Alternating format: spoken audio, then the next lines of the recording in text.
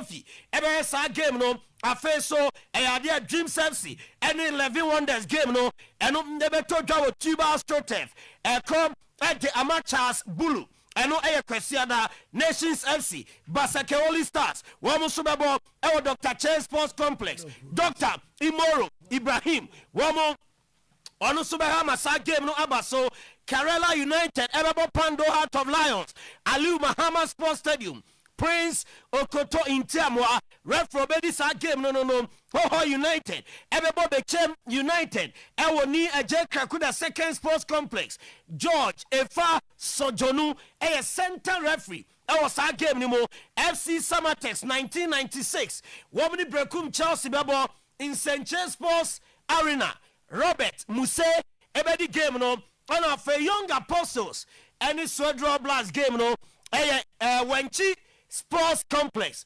referee Juliet Tapia and also ebehe amasa game no atumi abaswa way by way of Ghana Premier League match week 29 games and webaso na yede ehun semno at the amount ahead of games I told and coaches any players from various clubs one more at Dinkomo at the afa games no ho and the game on Diana Tefie any Gold Star Sabono and Naote as a Diana Stars one coach any player Edi a game no come kwan omo faso awram wa brana coach ni di tuja so e must win at the moment some person wom eto so egi league ne dia ene e wo say ochena ene game no wom win na Free Smith no a head coach eden ama Bibiani Gold Stars one akasa dia fa game preparations players are almost available ni omo nya available any title ambitions or see game biano eba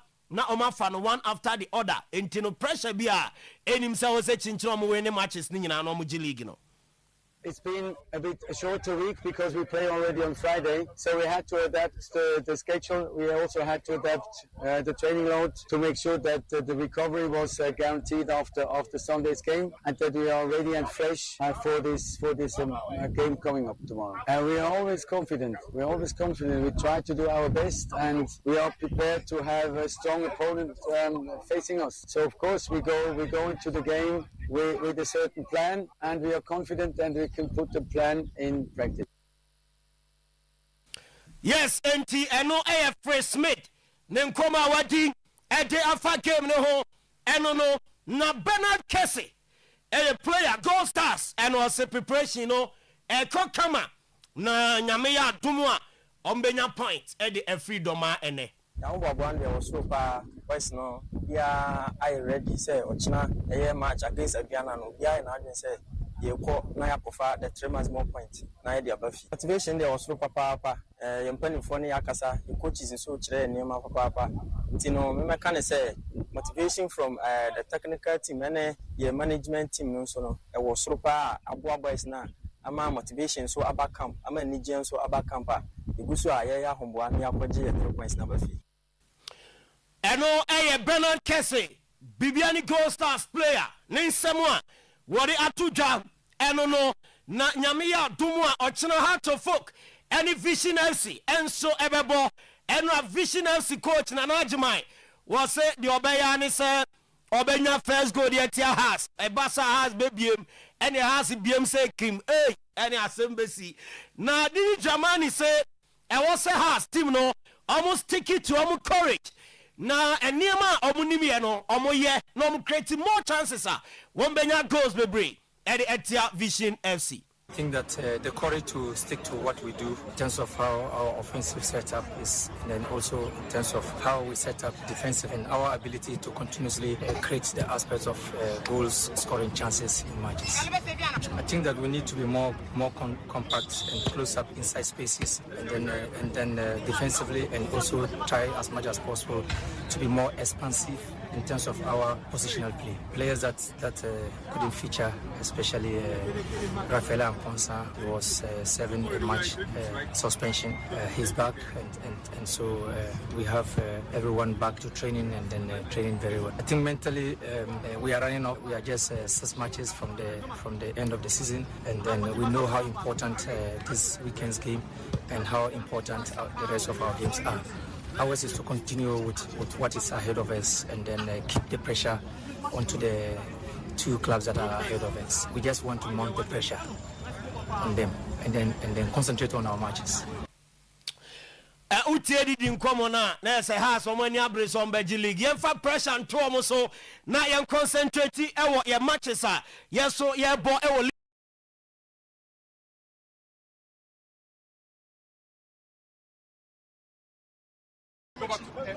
We have to stay focused in our upcoming games. So this week is a focus. So we are going there with focus and purpose. Our fans are always supportive. We thank them for that. And we are going to make sure they will be happy once again in our upcoming games. Yes, I know Ali Muhammad, a crowd of folk, woman, a defender, one soon come out. Edifa game no enono Asante Kotoko travel akopiemu otakwa TNA Stadium na omo any Solomo ye nipa de. All right, kata we be fine. Wasum dwenti and waba we din komo. And say Fridays na ha no kakra e twa na chi. Wa mo se ne call na ba hu anu we yiwani. Go nyanza ande be ma no. Wasum dwenti na design. Nyame adome ho ye. Okay. Also Abrepo Junction na. Abrepo Krum. Abrepo Krum. Ai, Ufri Junction ba. Abrepo Fia. Goil filling station abedi campus. Goil filling station on the right or left? On the right. Okay, unsani faso. So the okwa ohwa akobe so be Goil filling station. Wonya hu wia esoro ho. Esoro na. Hona wasum dwenti. Ai. Makote. Na say Ufri Asuofia amanfrom kwan so eba. Eno so odu ho a yeton ties okro no Abrepo kro no o tra ties na Goil filling station no e wo wani mo. O de me go he ties bia. Ufri onsa nifa Ufri Abrepo Junction kwa. Fi nifa ko bi so Goil filling station. Goil filling station. Ufri Asuofia a wadu Kumasi girls won eba no a. Sa. Eno so onsa bonkum ko bi so Goil filling station. Eno ano. Is a Goil filling station ya hwehwe. Eno ano. Ni abasro ho na wa ya be pe asumdue. Dr. Sam yeda CP so lo bibia okay. Ewo Kumasi girls ho na no. Ufri ho na the next junction. Oh, okay. Say ebi wo ha traffic chepa mitimi fa ho. Okay. Kumasi girls so. So wo ko adunko na. No na oti anaze. Dem meti aboaso. Nti se traffic. Aboaso kwan e da ho. So otimi fa ho nom na wawura makosi Brema inside. No wabu asim na watwa tafo kwan tafo traffic. Na se wapi mpankro no na akọ. Okay. Oliver Watkins strikes twice for Aston Villa in win at Bologna in Europa League quarterfinals. And Aston Villa had it very, very well covered. Almost as a 3-0. 3-1. Almost a good bit of no more overruling goal. No, I was wondering. I was watching a referee for. The referee pointed to the watch. Yes, sir. Watching a goal line. Watching purposely for goal line. Once you point to the watch, it assumes that a try, like born a try line. Then so watch no. It was a video no. Say watching it say a try no agena still VR for any who say. As a watch no. Problems because her born I was watching it. Born anta. It was cleared on the line. Yeah. Now referee now so watching the watch and say atra. So go VR na VR no overturn watch. I watch na say no. Say did you go to VR any decision there. To say go situation override decision BR referee be take it but final we know referee. But my problem is water will deceive you. No, that is the problem. Crystal Palace said 3-0 and Oliver Glasner is thrilled with the results. Vincenzo Italiano frustrated by the 3-1 defeat to Aston Villa. Liverpool reported as the owners want Ancelotti to remain in charge next season. Meanwhile, Bayern Munich are said to be interested in Morgan Rogers. Ibrahim Konate has called on the Premier League to follow League A or say fixtures. Yeah, I'm ready and grow for you. Momo, yeah, I know I'm banana or my rested. Then you put pressure on us. PSG weekend, you move. No, I said two, no more. I said, Liverpool has a game. A game before Liverpool. One more. And weekend, you on Samo. Okay. So Ibrahim Konate has called on the Premier League. Now you put pressure on us. Paul Mason says, I think personally that the Premier League title will be over this weekend. Paul Mason. More than more. The entire Arsenal before Man City. But the point is that after that, 12 points. After the Man City with 2 games. Almost 2 games. But Arsenal shall City 2 games and any guarantees or be shining now. Or no, Arsenal shall say difference in about 12 points there. But I think that is quite deceptive. Difference about 12 when Arsenal would have played 2 more matches than City. Exactly. But on says a 2 more matches. There's no guaranteed win for City. Oh, maybe I don't know. So there an argument. Say 2 games in the City. But probability. Say probability. On the probability na be 30% for a win, 30 for a loss or a draw. It depends on the game. Tino Ufio says a City number there. It depends. There on the 12 game. points there. Ufio says it depends on the game. When you do a canon, the entire combo board has officially declared its support for Infantino. To run for re-election as FIFA president. I think as for the football election, incumbent, Africa crowd supporting. Yes. Also for the first time, Africa in 10 countries. World Cup, Okay, Juventus have held meetings with Mathieu Retegi at the Home Free Asia Saudi League in Umbra. Back to play for, and then 52 referees, 88 assistant referees, and 30 video match officials from across all 6 confederations, and 50 member associations have been selected for the 2026. For months, I'm going to say Ghana referee, I'm selecting them, but this is the World Cup. Pierre-Luigi Collina say these are the best referees. But this is the World Cup. World Cup there. I'm that it's in the referee back will be called you. Joe Lamte Papa. Just 1 or 2 years, I'm checking. So World Cup there will be and Kubia. Africa has 7 referees. And I'm going to see Nigeria and Morocco match. And I'm going to cancel. Final referee crown go into so be December. Final there's one go. And I make but before the game, no, maybe I see the best 3 referees for Africa. And I'm saying, yes, Senegal and Morocco. The World Cup. Final referee crown corner the semi-final na. Hey, Jacques, one of the M's were you. I go find him go say KCC break up. Anyway, so GF Executive Council meeting today with appointment a new coach master. Mobia another obia. Nanga. Aduana FCI response to Aduana ni Gold Stars. Yes. Ewo Doma. Okay. Then Gold Stars head coach Fred Smith says the side is fully prepared. Okay. Mediema Ibrahim Tanko has emphasized the importance of securing all those points. Kotoko interim head coach Shakespeare Prince Owusu has acknowledged the challenge ahead of their clash with Mediema. Wow. Got only Mediema in a weekend. Sunday. Yes. Big one. Prince Owusu say in life and never be always here. Don't me revisiting Fatu baby. Okay. It is summer takes no a series. No a philosopher can. Okay, Masu Dramani has stressed the importance of maintaining momentum with 6 matches remaining. Did you add it?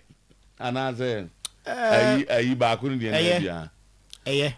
Wait, this saying Watara. Watara, this saying Watara mean Kaidi, but me sure say at this time, Watara season not that 3rd. Did it that 3rd?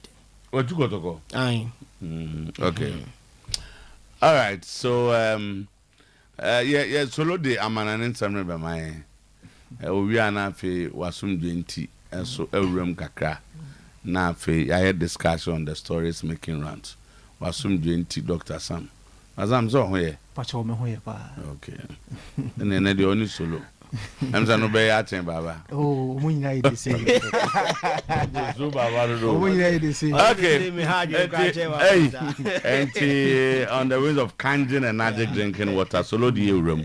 Now I heard some right, inquire. Right, enti yede enkrofon cross on 7 to aso ede amamu enano pay ewo dwumadie no eso today sports dumienu ena ye sorry na high sense super fridge promo no eguso ekoso ebraso ese obe upgrading aye ufie honom na was save big and so at the account now je high sense fridge no any freezers na the coffee unim say eboa ema niema no enyunu preserve e de chepa na oya ne sa no now unim say power consumption and also come from the amountino be ba chowra high sense showroom bia na ekoje fridges near freezers no enom na ebebo high sense everyday prices for everyday people. Enra UEFA Europa League matches eba so ewo Europe 3 matches after say enra chi na Real Betis any Braga game no IND 1-1 enra dia Aston Villa etwa Bologna Kamiensan emo mu timu baako Oli Watkins enya brace edema Aston Villa omo eboboko no FC Porto ni Nottingham Forest ebo 1-1 na Freiburg etifie omo she Celta Vigo Kamiensan Celta Vigo and to me ante ASI kano na after games and no winning Aston Villa I said yeah one more pole position and some qualified the semi-final after a convincing win now me watch game no banner here and a Vincenzo Italiano your coach and then my Bologna omuboboko no we are very frustrated or GDA SN game any Aston Villa boy no na any crisis Aston Villa and somewhere come and some one more etimu bako na osi game no be an Aston Villa ejire biana ne mrante no honoma one machi omo papa owie ya ode soso ese baby adu no owarehemu ese Aston Villa yi Bologna free mu a wo ebeto aso na omo age Europa League no eden kwasi omo enan so Fiorentina captain David De Gea omo lusu 3-0 editia Crystal Palace after game and central for Busa David De Gea SM former club Manchester United Michael Carrick Jumedi Awodino wo hu ne say and David De Gea di tuja SM Michael unbelievable job now United we need a lot of games omo boye but hopi SM next season omo di be rem na fe wo etumi a challenge for Nkruwa no and Samoa David De Gea no so edem tuja Unai Emery your coach edema Aston Villa wa catch any players no any team ni supporters nyina ese omunfa respect into second leg womni Bologna ebebone so ninya ni sense omo team yo de pia ebia na ebedu hono na niema enso afa wase ewo hono mo wieye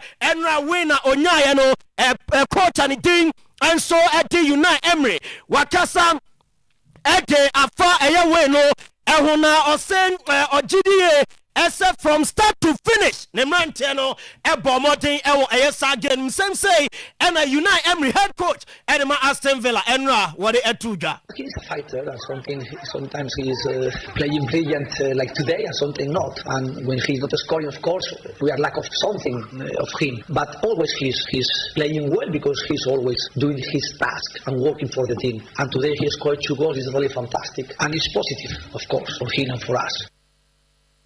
No Unai Emery nin semo the 2 jump after game no na Victor Pereira coach edema Nottingham Forest no ball 1-1 ewo on the FC Porto game ni mo Victor Pereira dia tuja SSC pa na ni so adihunu no eni sem obeboa ama Nottingham Forest wo ma maintain o Premier League status no na mo enya Europa League no ena nani wosom mpempro nyo beje but eni so adihunu ni pa eni se next season Dia Nottingham Forest wamum ebesa to asono masiakai ensom ewo English Premier League no Samuel Victor Pereira coach 82 job after the game Oliver Kinsebo 2 goals edema Aston Villa oriate after game enra omushe Bologna ekamiensa wamo etimu bako Oli Watkins. Yeah, it was massive, you know. First half they were putting us under a lot of pressure and they were dominating the game, you know. And I think we got lucky at half time. I said to the boys, come on lads, we need to wake up. We got lucky. They had a disallowed goal. You know, if that turned and it stayed 1-0, you know, it would have been a long way back for us. But here, great atmospheres you can see, and they're playing tough today. So yeah, we got lucky. Obviously we got the goal from the set piece, and I think that kind of took the sting out of the game. Like I said, they were dominating just before half time. Great time to score, and then we've come out and obviously got the second goal, and I think from there, yeah, we looked like we were always going to go on and score more. Back end of the season, I'm ready to go. Like, I can play another 90 minutes right now. I'm excited. I'm excited for the last few games. Obviously next week as well against these. So yeah, I'm hungry. Ɛno ɛyɛ Oli Watkins ne nsɛm a ɔde to dwa after game no yɛrem ɛwɔ other games a Francesco Farioli wɔyɛ FC Porto ɔmo head coach na after game ɛno ɔmo ne Nottingham Forest ɛbɔ 1-1 ɛna Francesco Farioli ɛde to dwa ɛsɛ ne side no wɔn create enough chances ɛno na ɛwɔ sɛ ɔmo ɛwin game no. If we analyze the game, I think we create enough to have another victory here at home. Unfortunately, when you lack the killer instinct, it could be to drop points. And today, I think for the amount of chances and shots that we had from very good position, we should have convert at least 2 minimum. I would say 3, maybe 4. Yeah, I think we did everything. We did the goal in one goal, the other one in our own goal. So, of course, there is a bit of frustration for the fact that we didn't win the game. But let's take the positive part of the performance that we did against a very strong opponent. MRI tonight, so we'll see. Francesco Farioli after the game and yatin in some no kakra afe Nottingham Forest goalkeeper Stefan Ortega also in some kakra to jump after 1-1 result Womani FC Porto in Enra. Yeah, tough opponent. Credit to them. They played really well, especially at home with the supporters. I think they didn't lost any game in their competition this year at home. So, yeah, we started well, apart from the first chance we conceded, but I think we played quite well. We found the spaces in between, what we said before the game. I think, yeah, the draw is probably a fair result. Yeah, because we had chances. I've not seen that goal, what we scored yet. But, yeah, luckily you could score one more goal, but them as well. So, yeah, I mean that goal. After Nottingham Forest boss, Vitor Pereira. One also reflect Nottingham Forest performance and Omunya Editia FC Porto. A good result in my opinion. To face the two competitions, we need to play with everyone, and the players that they played today, they start today. They did good work. In my opinion, they did good work. It was not a game that we create a lot, but we scored a goal. We scored 2 goals. They scored 1 goal. In the end, 1-1. I think we are enough time. Open. The game is open to play home and to decide the qualification. Yes, Entino, Victor Pereira, so dear, na Oliver Glasner, Crystal Palace manager, and convincing win against Fiorentina, and some say, and what the 2 job after 3-0 winner, Crystal Palace, Editia Fiorentina. Yes, but more important for me was the performance today, especially first half and let's say the last 20-25 minutes. It's really a fantastic performance with great power, really playing well, making pressure, and always attacking the box, the ball in behind. And I think the second goal was like this, with Dani Munoz with a chip ball. This was the plan. We knew that they are very, very compact, but then also really going in behind and creating so many chances was really great to see. But on the other side, we also have seen, I think maybe the 15-20 minutes after half-time, Eno Orani Ding Adi Oliver Glasner BBHM eso no so Conference League no so rem akọ nanim honum na ye ko England na ye din komo kakra enough of Europa League any Conference League ho ensem no na Paul Mason and edi tuja SM Ogidie Mapase by weekend Arsenal ebewie Premier League no onim say Arsenal ne Bournemouth and ebo wo mo sham 12 points difference and Sakra and Ochina City and Chelsea me watch Sunday City ni Chelsea game no etumi aba so was say on Genesis City ebetumi ahye Chelsea Sunday nti Arsenal say omutumi win the Bournemouth game na womo ebe conclude Premier League no na omaje de SC womo enan so Roberto Di Zerbi a new manager Edema Spurs womo team no ose Sergio Romero a defender and who here mo papa na oye very crucial to the setup oye captain or the most important player Edema Spurs omu team no when ba after say Chita for to dona GDSO Sergio Romero no crown as yenya de benya fini mo wientino anki enjan emaninko and a deserve it to that so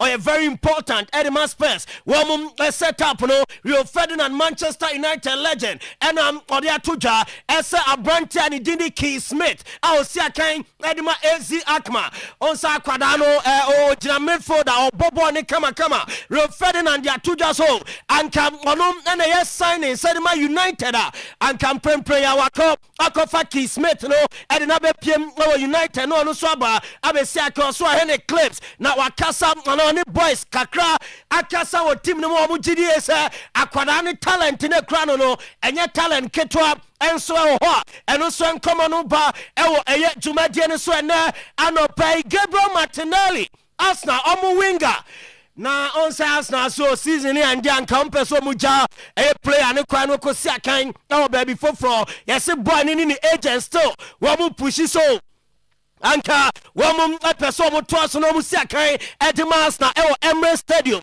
next season and beyond eno ye Gabriel Martinelli so edia ba ewo eye dwumadie ne so enen anopeya ye de ewo nsem edia mamo ewo eye show ne so Paul Mason and I say the next two games said my Chelsea ebe defining Liam Rossini and the future, especially Manchester City gamer eba su weekend say Liam Rossini lusu game na likely some biana Chelsea one to million in twaso mancha and we and someone eba Bruno Fernandes Man United captain yes ya kwani so betino na or he said the project in February and in next season say Champions League football eba Piemo Old Trafford Ibeboa amono so atumi akonkode ede ama United one bobo into season and dia one so pesa otwaso edema Manchester United one bobo kona and we Bruno Fernandes son koma what in an pay ewo dwumadie ni so Ibrahima Konate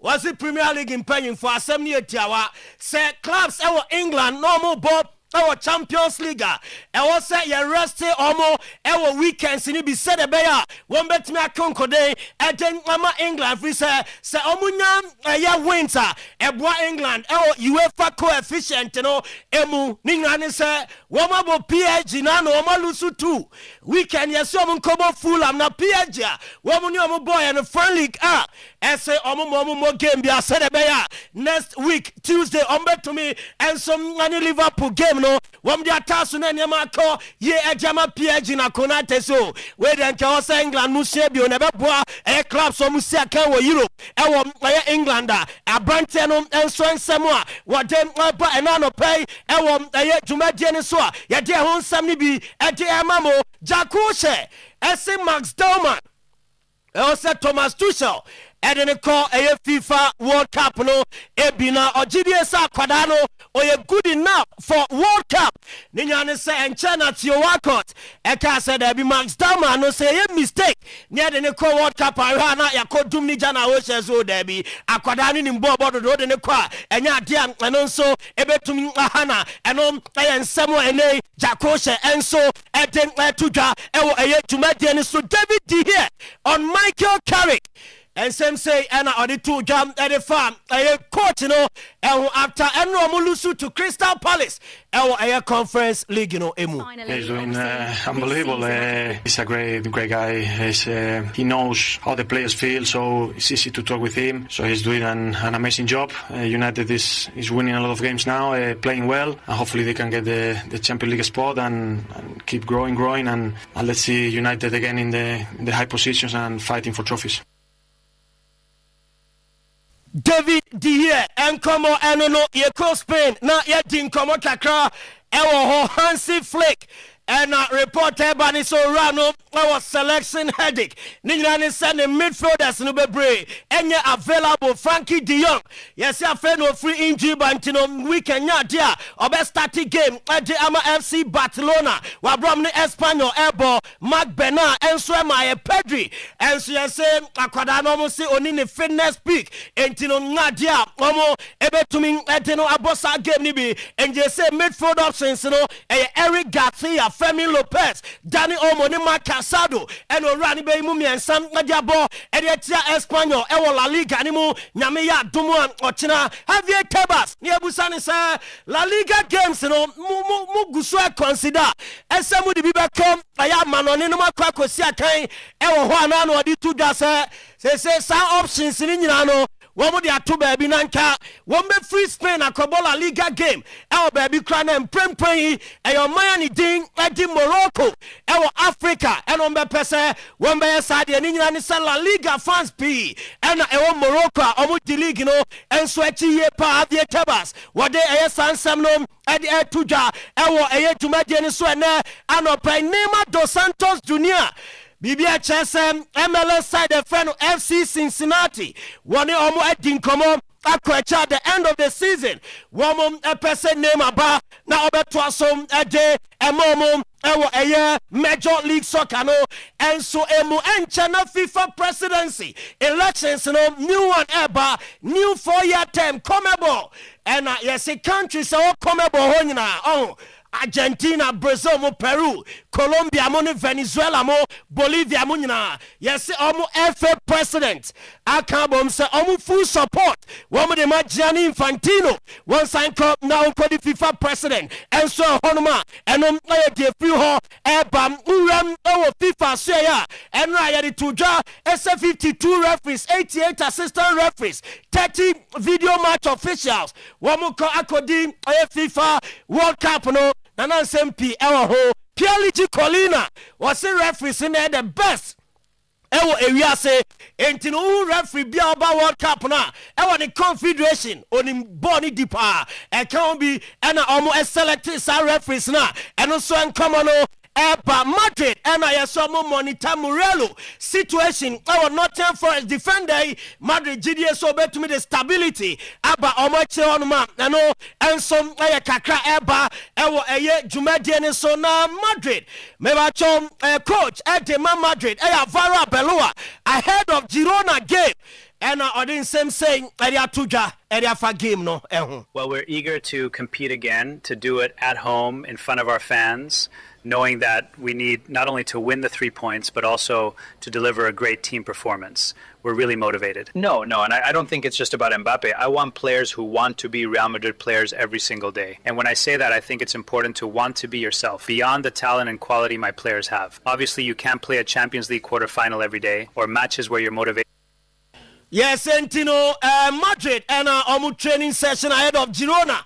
Wamo yadia two screens so also enjoy be na mi Oliver Kahn so a legendary goalkeeper at the Germany national team no Oliver Kahn ese anka obetimi to Jamal Musiala for ko be catch say FIFA World Cup ayeko no anka manin ko bi ontene fie said e be obetumi aye training na wanya full fitness ahead of a new season and obeba or GDS a boy no echo World Cup and the fitness level no on to me and fully be crab season I say next season now or the pra and a banka or pesa boy no etna fienam or also it me and fitness on sensem and sacra and our call akobo ever World Cup nima Oliver Kahn Nedia Odin Eba and on ye janso Edin Crofon cross on semno ede about newie and afe ye din komo ewa wasum genti Herbal Clinic.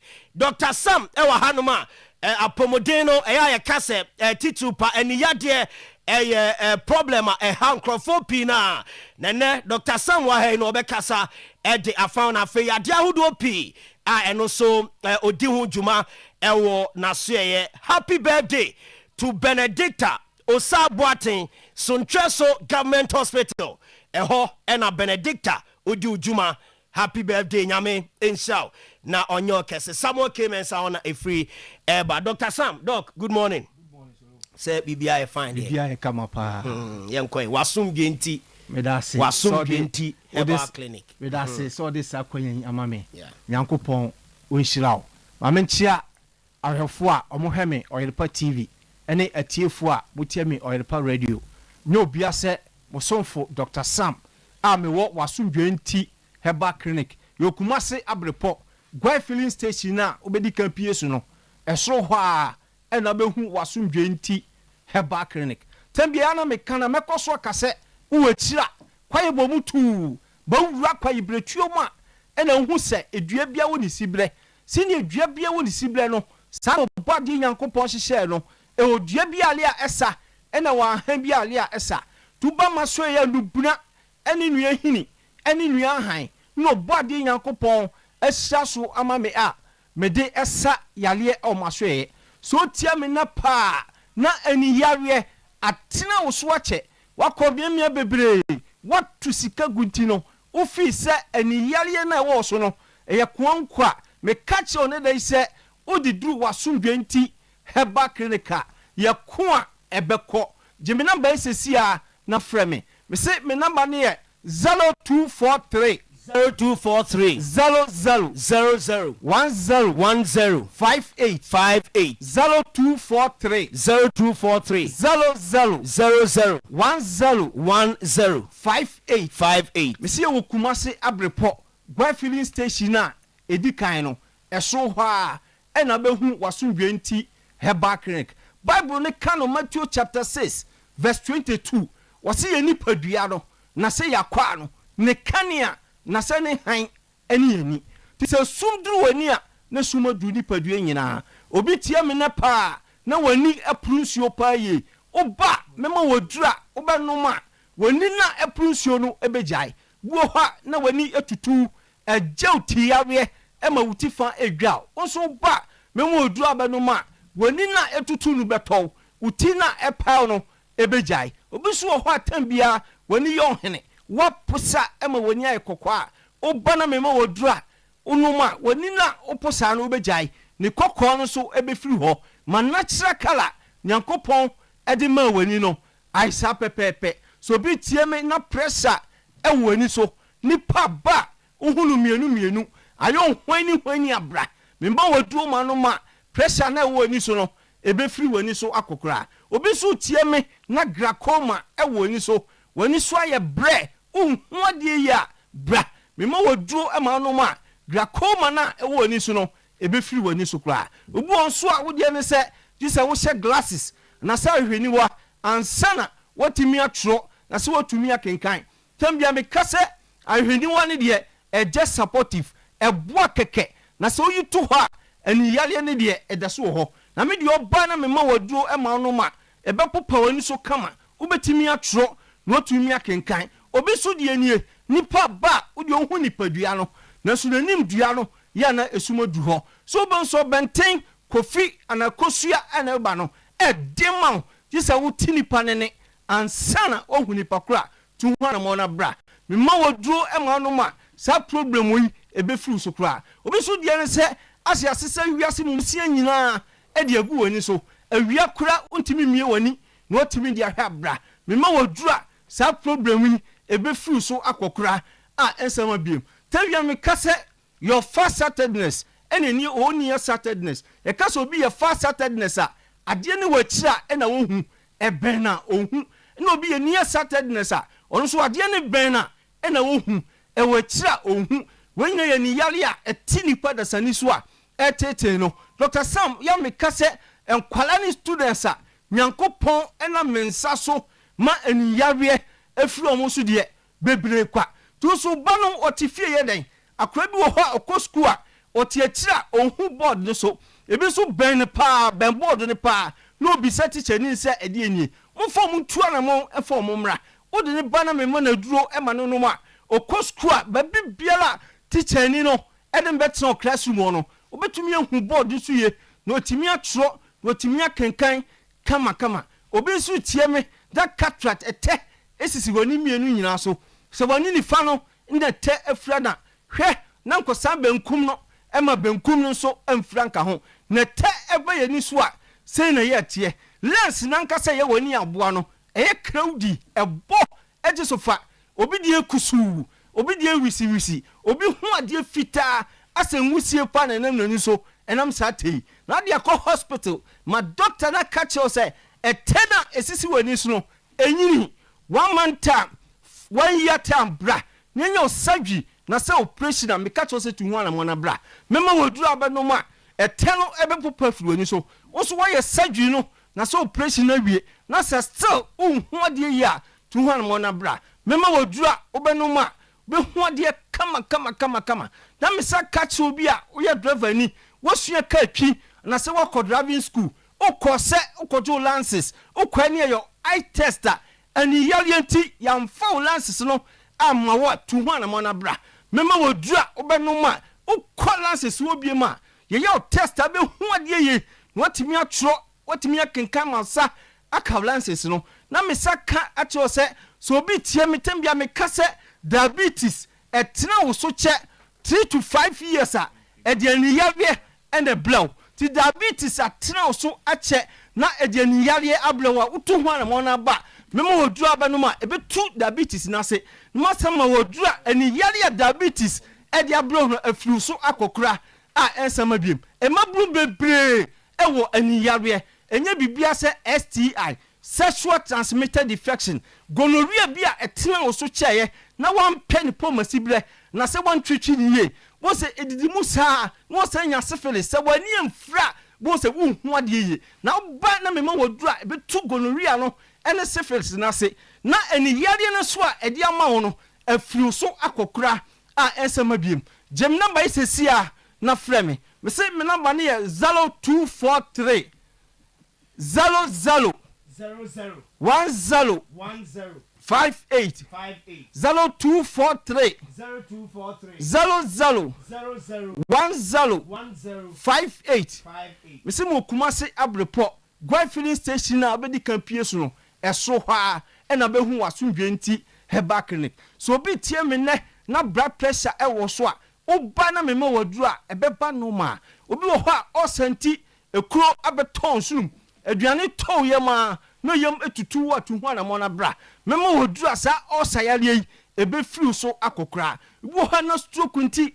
wabubu agudam stroke nti o fanjojo o so stroke nti o sa ayo tititi unan ayo tititi a ebo nkaye so ya kekan ko stroke yalem o ba na mema woduru a stroke ebe firi so akokora so obi tie me na wo so hania e wo so a o ba mema woduru a oba no ma hania no ebe firi so kra obi a asman te se wapa edi unya onso bana me ma wadura asman ebe firi so akokra obade bo ma no omo babia na nso so babia mfanko na fichiko na so babi o ha na mienu na miensa na wuchima na twa e kyerese yale bia sikwan a ema wuchima no ema ye obana me ma waduro ema no ma obechima kama so yo bana wutie me na fibroid edayema tiemi ye Dr. Sam bisu abibuduro krojin ayem framu me de kanwa fibroid no ebe nane na me kache bema bia otiemi ne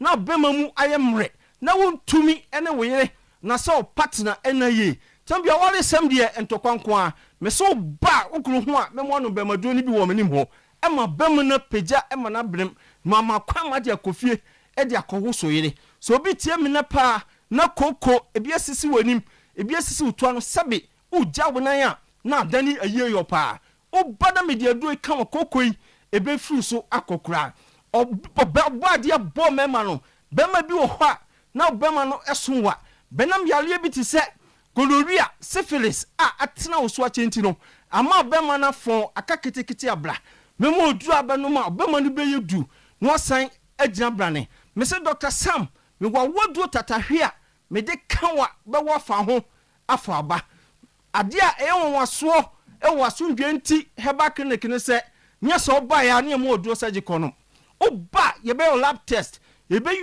scan test ye be ye hwehwemu ye hu ya report ya how nya ma wanu odu surgical no na yale no emfiri so nko me ye both local and foreign delivery so bi tie mi a number na the screen no WhatsApp line o amanoni a o fra me na so betimi ni ma chat wo so ba bia wo wabanoni bia ye betimi de aduro no abro ema wanom mayale te wabla boso no afiri so akokra so locally here e Ghana hanso na ba bia wo no ekwan wa also freya ye be package near dia block kama wasundwenti heba clinic de ubo ha awurade abasa ebe kese yale bia wo de aba no won san fa nkoda jemina mbei wa bla me soli me say me number ne 0243 0243 00 00 10 58 0243 0243 00 00 10 58 me say wo Kumasi Abrepo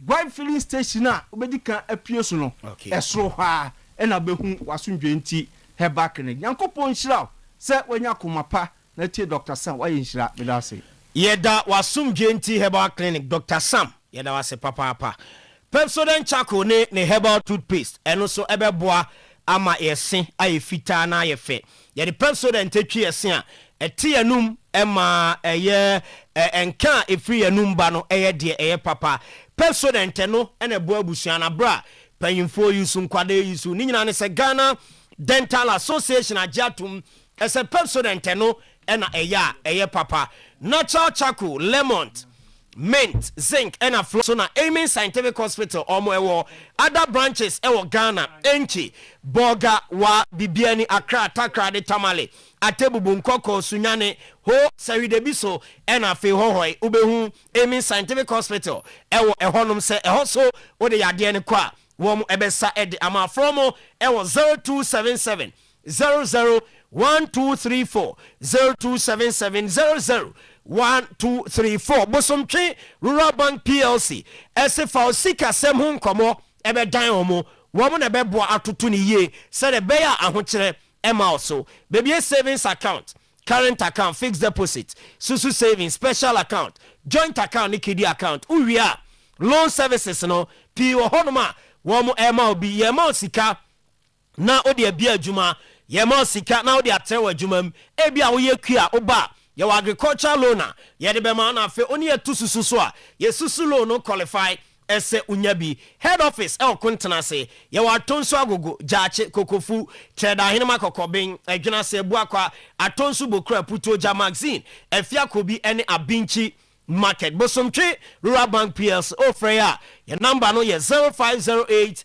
642705 0508 642705 Bosomtwe Rural Bank PLC expert in unit banking ensua eya debia no mekase pebito nanum nebebo onipadua no eye Kangen Energic drinking water alkaline water ni pH ewosro pa na dwumadi alkaline edi woni padua nim nie eco system ni ma eyi acid ni nyina edi frame ebi a wadidi wanum nsuboni bi ama acid akogya ni padua ma nwa aduane bebreba yedi no edi acid eko ni padua ni mo acid ko ni padua ni mo a ni padua na quantity function ye ba se Kangen ko yi acid ni frame na alkaline ko tan we ni mo a eno na ebo ni padua ne ho ban se de be ya de bi te se cancer entumi ma ebe tena ni padua ni mo liver o kidney no akoma obebo ho ban a nom Kangen Energic drinking water Kangen o minerals bi te say calcium magnesium potassium ne iron eboa ema ni padua no enyini from enso ep o Breman UGC Tafuni Road Abaru Junction Afelizi Hotel Santasi Runabout Pakiki ewo stadium ena Sumankwan Junction ewo Ashtown Fred Kangen mpanyimfo na jiwunso ekofie 0241 44 9191 0241 44 9191 and a 0507 379474 Apomodin Herbal Clinic Kumasi Sofola Soja 4 Kwan so ho and a Omni Assemblies of God asori no edian hwe e wo Soja 4 Kwan no eso o kwa afa ni yade ni nyina akọ say glaucoma pressure edani ni so cataract syphilis ni nyina omo ebeye ni yie na wani no ehu ade kama e wa Apomodin Herbal Clinic sexual weakness blood pressure hernia ulcer gonorrhea candidiasis waist pain any goite compo okwa ombetu ase 0551098961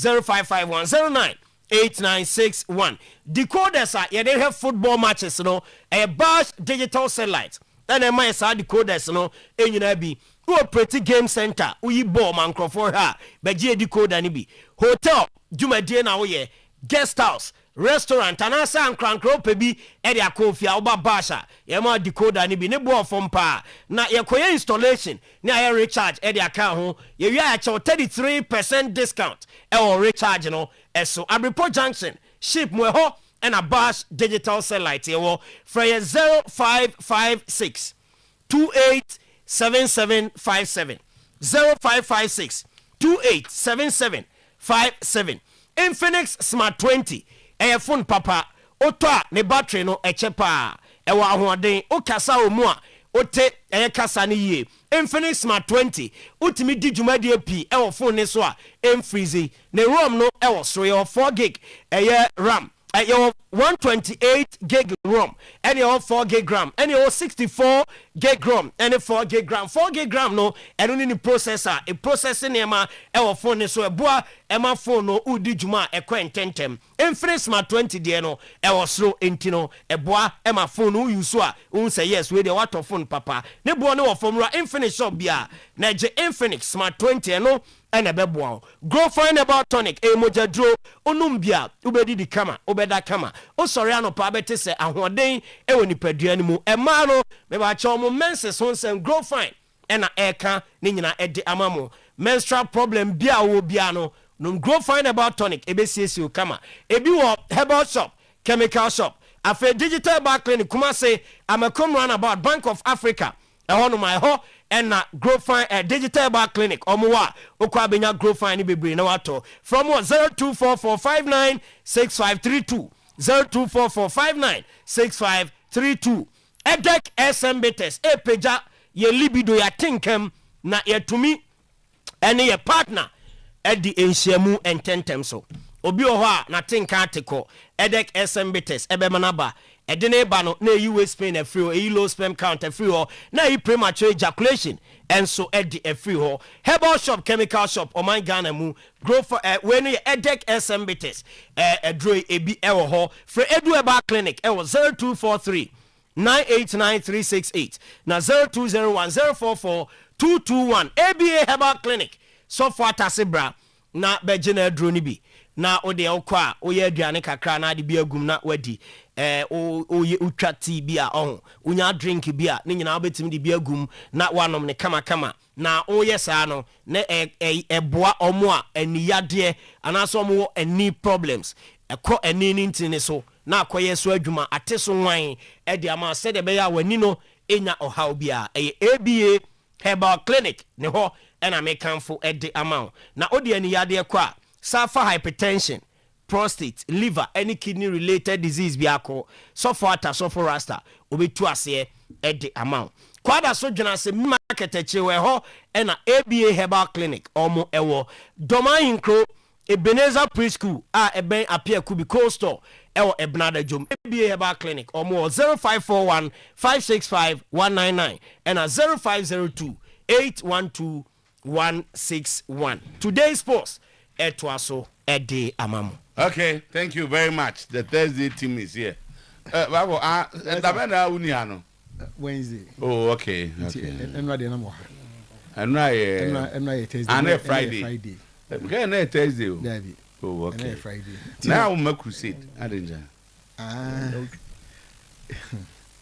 There's not paying me some finance. But that's okay. Bibi na asa yeah you can. Okay. Bibi answer sign. Okay. Na kano wana I say. Oh, mpacho. Yeah. Down my is on the road. This is a ben. Ben pa me fetch no kra na. Na la ya biti evangelist for. And e ba bi wi. Na omo e ba bi wi. Bantma for Christ. Omo tuef. E ba bi wi. Omo tuef. Nefa ho. E ba bi wi. Na beti na. And e ba bi wi. All right. Yenti we asamasi. Oh, timer. Ebedi nkomo kakra. Okay. Ye dan ya nkomo kakra wo hono mo. Okay. E dan ya nkomo. Omo you coach na wi ana. Yes din ba ku bi kra ba mu.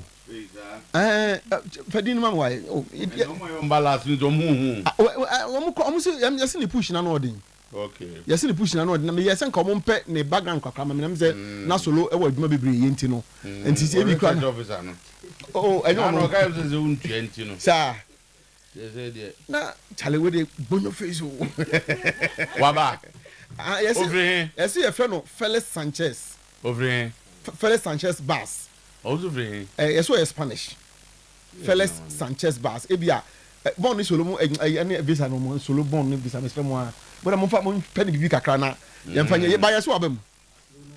Sir. Eh, mata go you. Scout. Na Juma wa ye na me Barcelona Youth Aspire Academy. Qatar under 19, Qatar under 23, Qatar, Ecuador, and an recent job here outside. Tama on say eno na ye say Paulo Bento. I say ono de Urbano or the 5 backroom staffs neighbor. Assistant coach Conk, video analyst Conk, and yet non-negotiable. Good papa bi asa no ka. Obi no be ba to. Tama bacho wadam funi ni. Only the latest kid on the block. And then we tama say na hwebe pam no twa no nsiamo de na o ma wi meeting no. Na ye de ye hu be susu ade body hand be fa. Na just at least ye hu say na za go do onye adwuma bia. Nyana so bobo bebre. Oh chia. Or the Qatar Asian Cup 2019. Or the outside Qatari League at the Omaji Qatar Cup. Qatar.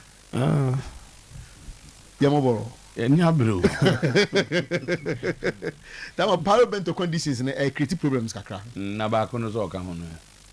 Saba ko bi kapa another Portuguese. Portuguese for no me answer. Mienu. Fernando Santos. Carlos Cruz was Portuguese. Oh no, Manchester. Former Alex Ferguson right hand man. Oh, but when Alex boy Jumo. Oh, Yampen. Carlos Cruz time na difficult to defeat Manchester. Yampen. I'm sure ko ji team bi coach anyi. Yampen. You kono na me. Editama. We na ka 3 no. You na mani o. Aha. But o ma ya ma o. Eni, we do o ma ya kama. Okay. Anti yanko. Enti no ha. Enti se na me di kan no. We be enko pim no nsia de na ye hu be asusu ade bodo hu be fa. Na fi no. Ni dwada de na chese se na minister na aka e to na num tuo no. Na ye hu blasters de odi e ko World Cup ti amanfo ye wo twen mu a ye twen kakra na chese na Spain ni a ni krom grom man adwuma nye tama se ndem fa bia ko so Real Sociedad ba ku bi wo mu on dem tey tama the white week doctor o ye adwuma ni krom why week doctor na Philip Tusi o se no Africa pa o. Oh, ba obaye adwuma pa especially Burkina no say no ne Ivory mo koko ho no mo Zambia ni ya na say wo Saudi the on this Zambia for be adwuma wo Saudi say so Rena Heva say wo adwuma and America say we hwe no de Barcelona Youth Aspire Academy yate afi OTC Qatar under 19 no nam hwa Qatar under 23 Qatar senior Let's Qatar for ni di o. Qatar. To we na ikudo for so why are bra. Qatar for there no ma ko welcome ni eko. Ye mo Africa Cup of Nations o. Na free Qatar na no TC Ecuador. Ho ko one season me hu dey see ho. And Osaba back to Al Sadd. Al Sadd they say a club side. Club side. When they say they club it me didn't what dance. Tamane de debedi no dance o. So go tell no what. Babo enko. Tama we have to put Barcelona Youth what they say 10 years old. This is why Juma. Hey, from 1996 to say Xavi. Wakochi Messi o. Messi munya Wakochi Messi. Wakochi Messi na o tama. Wow! Wakochi Iniesta. Wakochi 10 years old. Masa akwan be adwuma no. Masa mumienti Barcelona Youth mumienti ase na mo fale picture no to side. Fale picture no to side. Xavi, Iniesta, Messi. Wakochi Messi inquire enough. Pedro. Oh, so the be come. Pedro. Mr. Otuo, on him youth, I power. I or a youth coach. No, Rena, or a youth coach. Or the Barcelona youth. Aspire Academy. Yeah, party. Qatar 19. Qatar 22. The youth for human why you. Papa go na. Eti dawa. Ya baba be hwe papa no. Ne honestly. Qatar U19. AFC U19 championship. Waje. AFC U23 champions when they did third. Yeah. And a Qatar or the Asian Cup with Qatar. Na say it is AFCON no. And Al Sadd equal on the one family. Al Sadd no. Qatar Stars League or GO. Waje Premier League. And a Qatar Cup 2025. FA Cup so waje. Waje Premier League, waje FA Cup. Premier League man. Say Qatar League na Premier League. Ah, you get Qatar Cup. Qatar how the league? Tama the coaching skills. Guys. He won it. Na Japan ko re you. Ono boom ina sin jeno ko je. Yo, but I'm only just papa go. Hey, Christian England e ko. Yeah, Qatar for be an e. Eti Tama. O say we have to put pressure on Gold Stars and Mediama. Into a bar, Didi Dramani Akasa.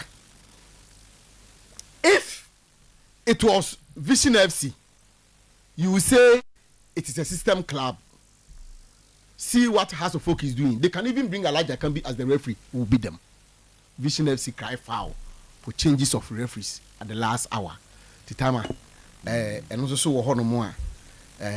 Yede and also so ebeba. Okay.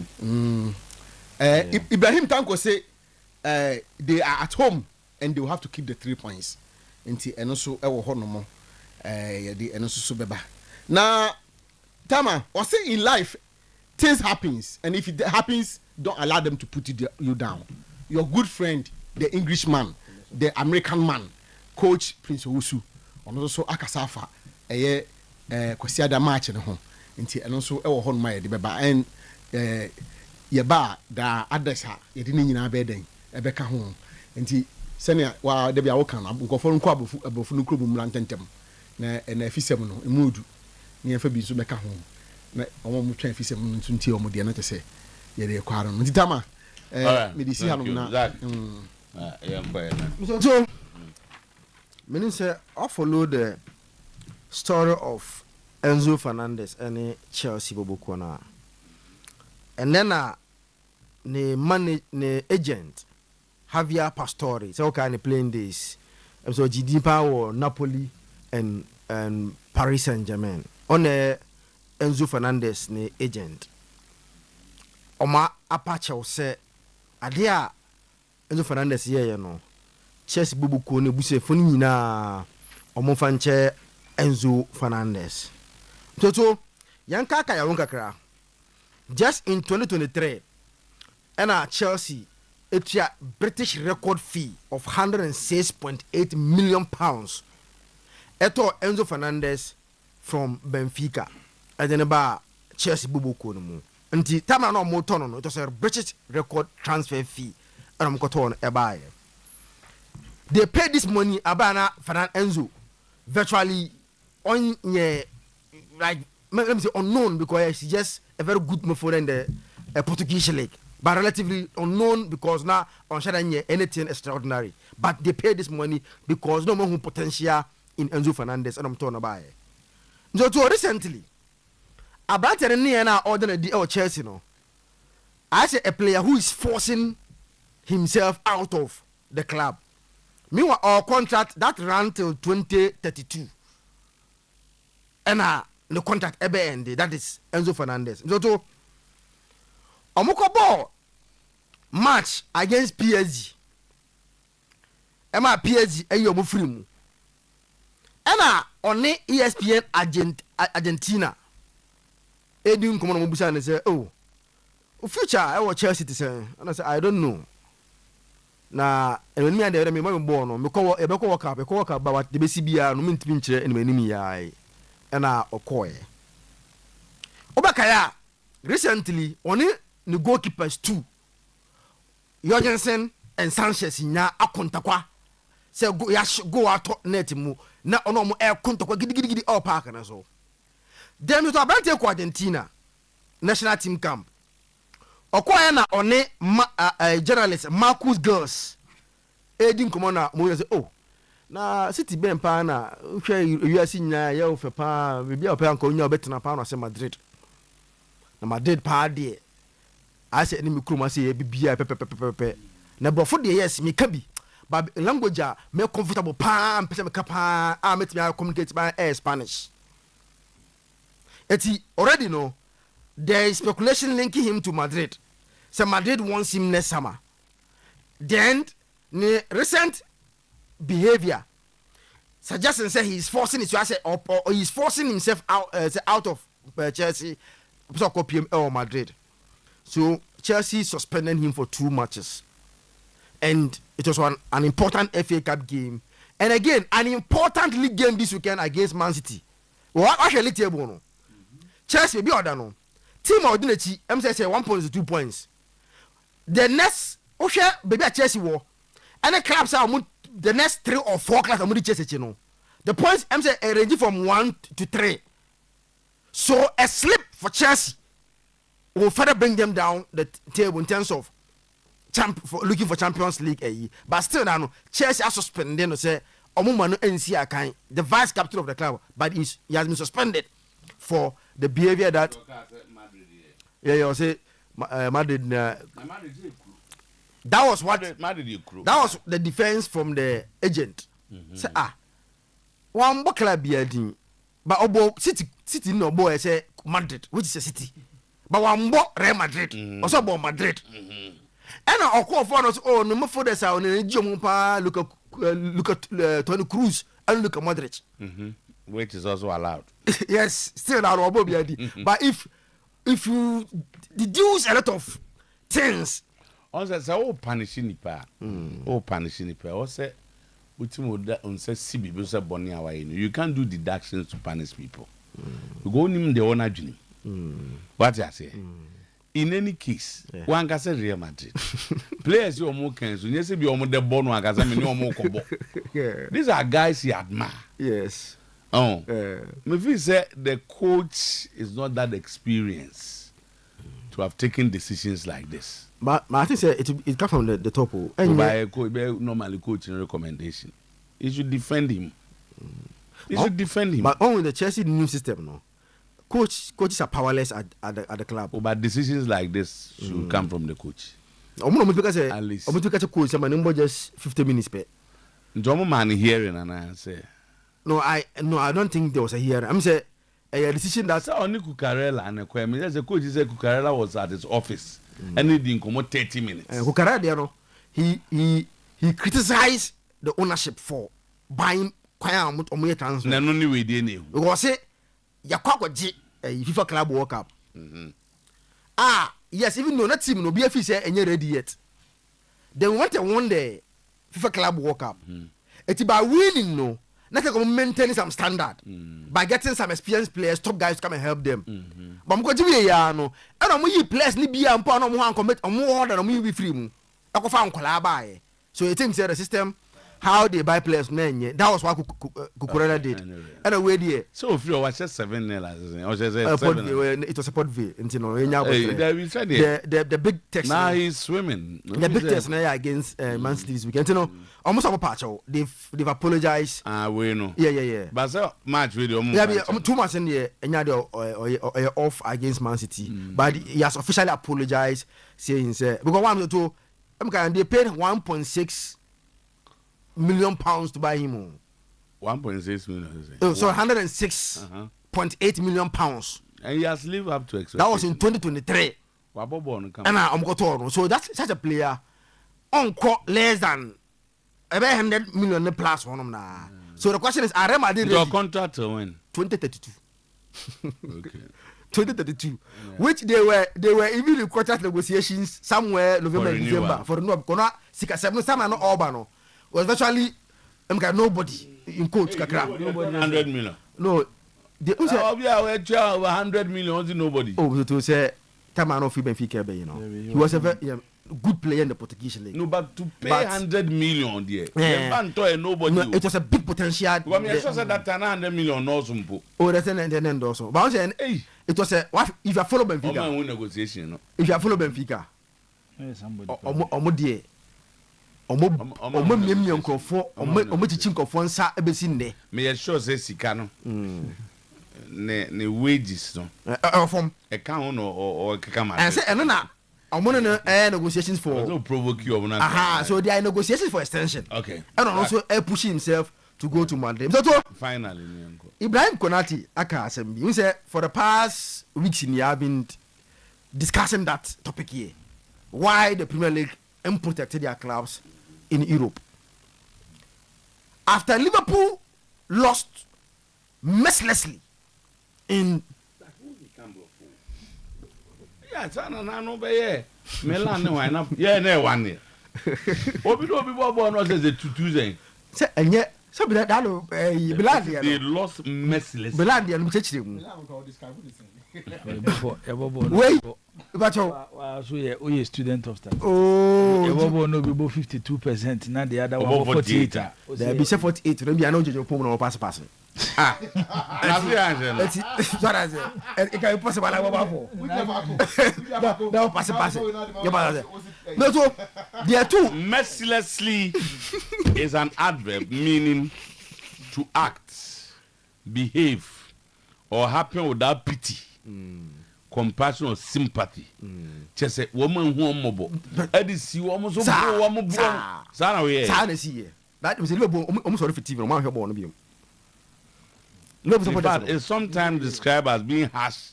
Cruel. It make bakuni ti more din akoda wo bu ni say na. PG for no muti more din papa that. Unrelenting actions such as when sir. PG for no muti more din do. Then we go back to match status. Yeah, Liverpool Liverpool for na no. No to your boy the entire first half no. Na Liverpool play bia o de nka onjina baby kwara omo ball no short keke o de ombo ni anyhow o man be the entire first half. Not this one enya on target o. O de omo ball ni keke o nko jire no obo ni bim ni record as one shot o man be the entire first half. And then the entire game ball and kopo ma keeper anche. That was what happened at Park the Princess on that day. It's called mobile Anfield, you know. Yes, it be. Now no, they got chung. We didn't got chung. France no. Until then, kesre weekend. Yeah, mama jima home. And then come in here one day more. 2-0. Possession was 74-26 at the end of the game. I ended down. 74-26. When you mess with the MZA drew. Ah, I go. Mr. We are 2-0 there. Shots on target 6-0. Shot off target 6-1. Okay. Possession 74-26. Corner kicks Liverpool 1, Omunya 3. And all. Yeah. It seems so. Upon all the stars in scoreline here 2-0. And yesterday I listened to Jibu. Once stadium where we are here overturning 2-0 scoreline there. Any problem? One of them Anfield in European 9 football. Unza problem kra. I think weekend you say you full am na sengare. Omo rest mamombo because PSG was 2-0 no. Weekend omo league game. Full am so be 2 recap sir. Omo do be 2 recap. But it's on ball. Now listen to assembly in name too. The Premier League value the league more than the Champions League. It's a fact. That's and the organizers no. They value their league no. More than the Champions League. Why? They pay more money than the Champions League. If you win the Premier League, you get more money than the winner of the Champions League. When Liverpool won the league last season, so Omunya £174.9 million. You don't go on. The TV rights and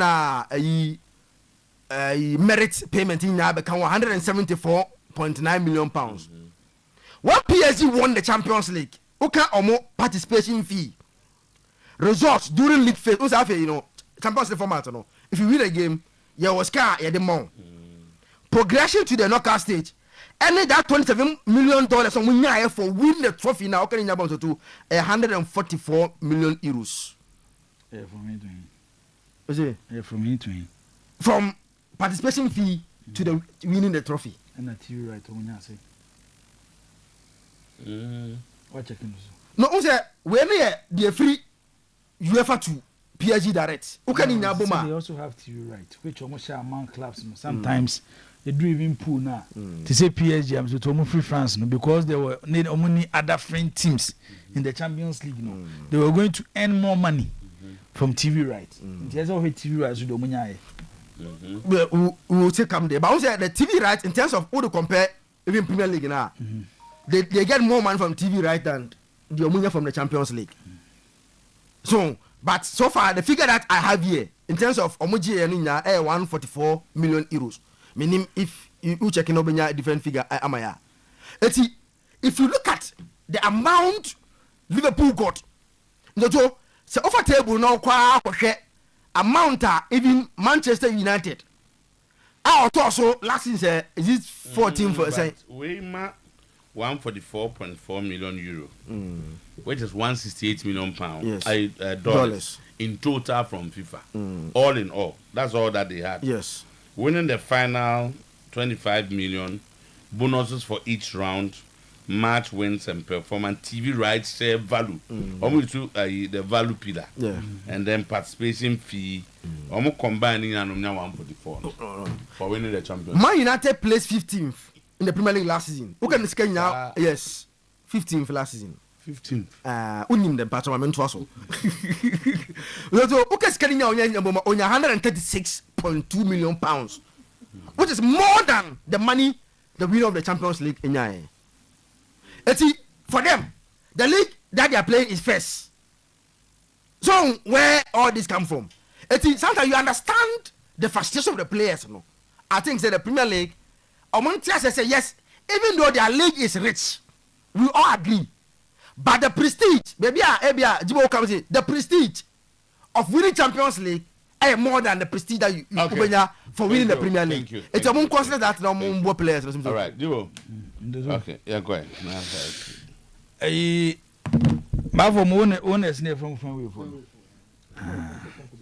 just say, no, must say, and it's lot on baby. Na me tie me ho dwiri na me ho na dwiri me to any say club ntimi spend closer to 500 million pounds one transfer window and massa performance na Liverpool dey man no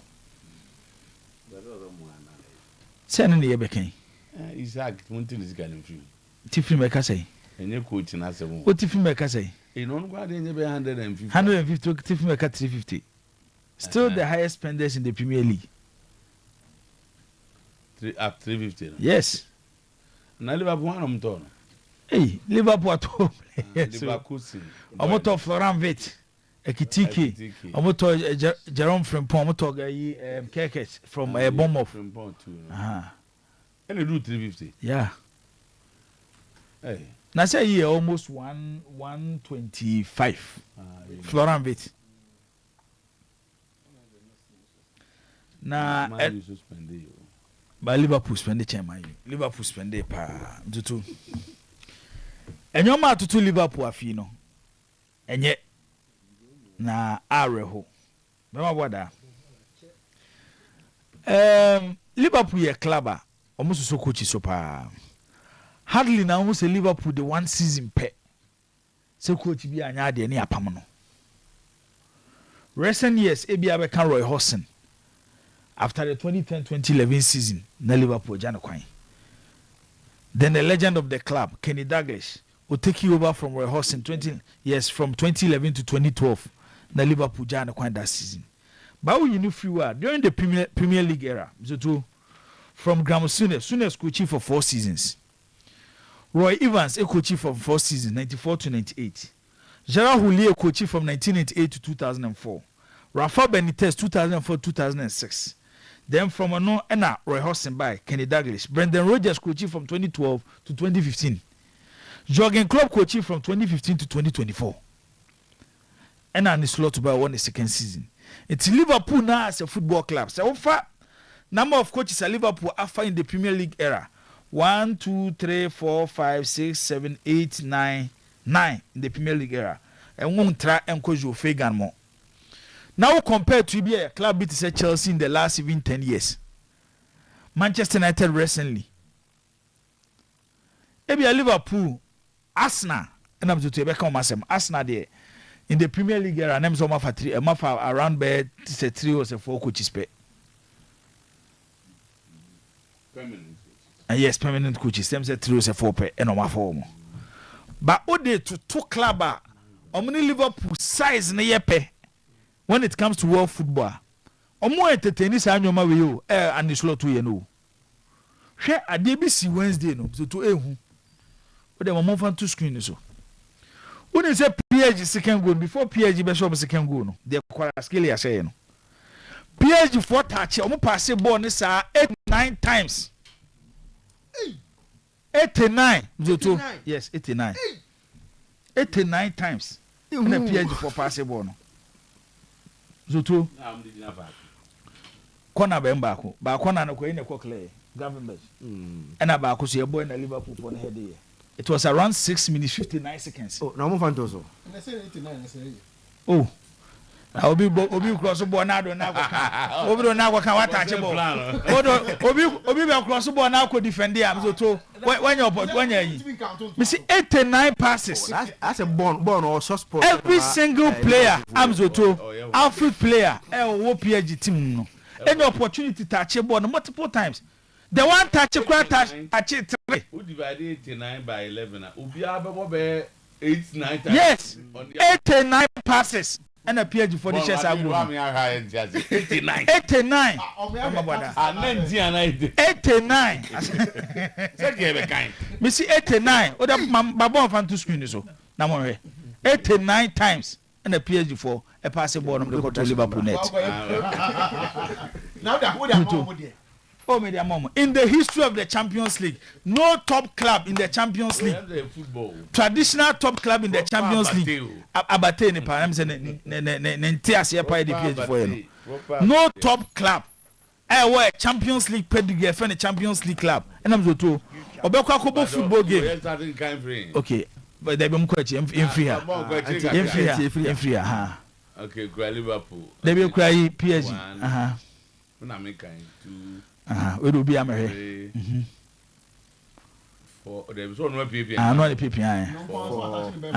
For Bianca count. No Mendes ni kwa no. Akopacho Vitinha na GCC. Yeah, can you amount for team for you go so kind. There be say and what the man never say. The man desire due. Do ni PP about yan kan bebre o but my man found twice the same to see a video ya kusia that means a video closer to 7 minutes. 7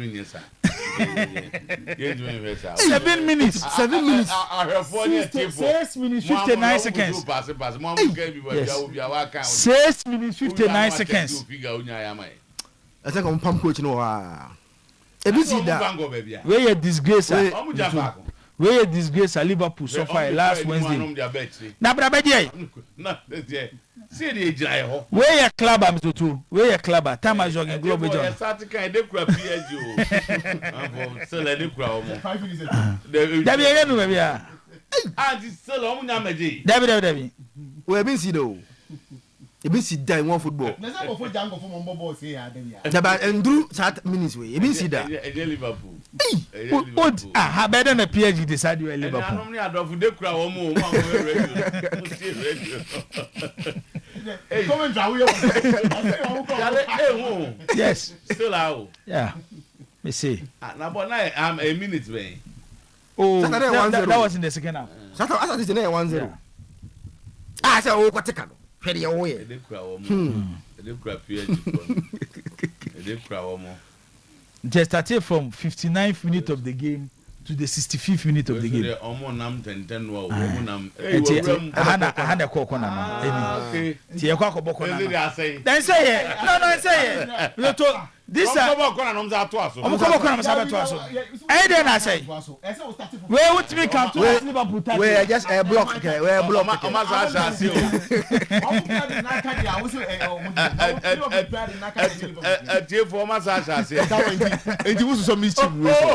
What is mischief about this? Yes,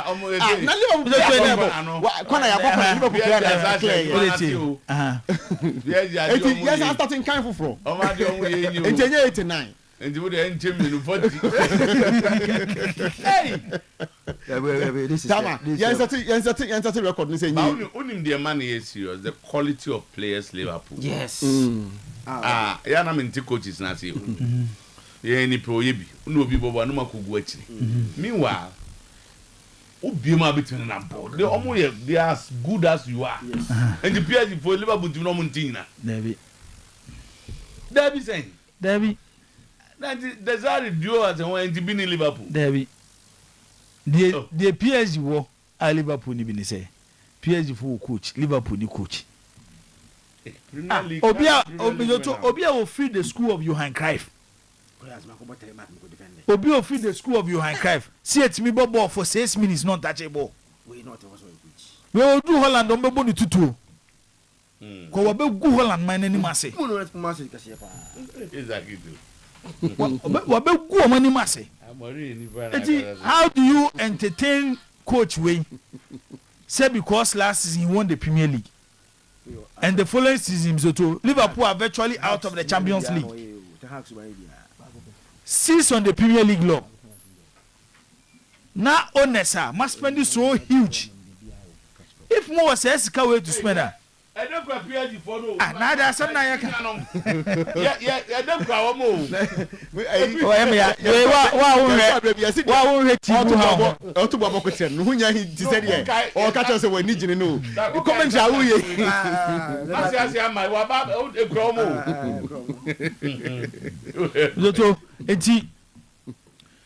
I mean, supporting any attempts on be coaching.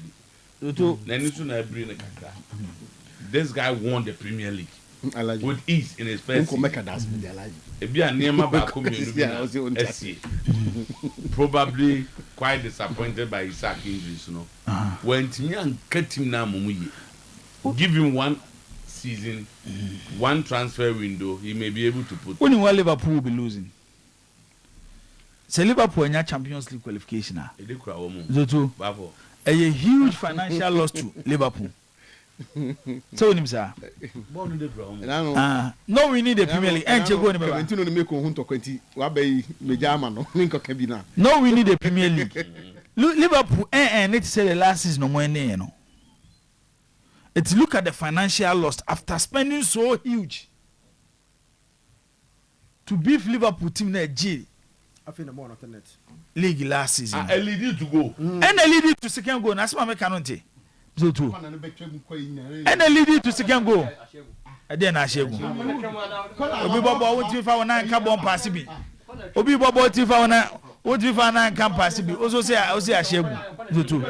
It's clearly Bema Boda. Oh, but for this, oh my man, Casana. As I say, with the BCB. One better movie, everybody say, Asana. Oh my man, Casana. And my man Casa. It's Bema Boda. The Liverpool Komu Nanu Kwada El Parino. That should tell the story of an slot this season. Say Liverpool PSG last season. The see you know. Now they better to this season the one. Next a PSG a Liverpool quite crowd. Gab na be too huge. Game last season you near the penalties they decided. Say one shebo ni bi na hu score line na you might think Liverpool ya dey na mo so mu 2-0. Me see the closest game am so to ASN could be the share 10. Okay. In a Champions League game against 2 top positions. They say the Bayern Munich share Barcelona 8-2 no. Some match when ASN keep trust match no. I'm quite surprised. Say almost be maintaining an slot. Ayi ade ba kwa ese football mzoto yeti ase kakra ne say ene kura na Premier League no say sika bam on ene ma players bia ba bi o mu free kwan sometimes ya no mu refi no mo discatch no maba first na Premier League ni nye league na wo come South Americans bebree South Americans naturally because of their history and to their root omo ba Europe ba bia no mo feel comfortable pa Spain Italy and maybe Portugal no mo ta ko based on how Portugal football structure net no okobo Portuguese club no pressure to benya time to develop well now for the top leagues na ba beto akọ Enzo Fernandez azak na wo kana asem no asem na reho kakra na onse Chelsea for owners no omaye omo hu titintinti o kan we kire omo muntie because her Chelsea team now they were about 3 signings away from competing for the Premier League and one key area I'm to nyina ye hu last season say Chelsea as a football club when you watch their history even when Tamanakin Bate here the chairman of Chelsea before Abramovich took over Adeba kwa na Chelsea any mistake on who goalkeeping Champions League year any Premier League year in this season at Chelsea bobi no yen nyina who goalkeepers difference how mu make in games Arsenal that top Untimi ka Arsenal top no more than e wa bra be yiro aye film.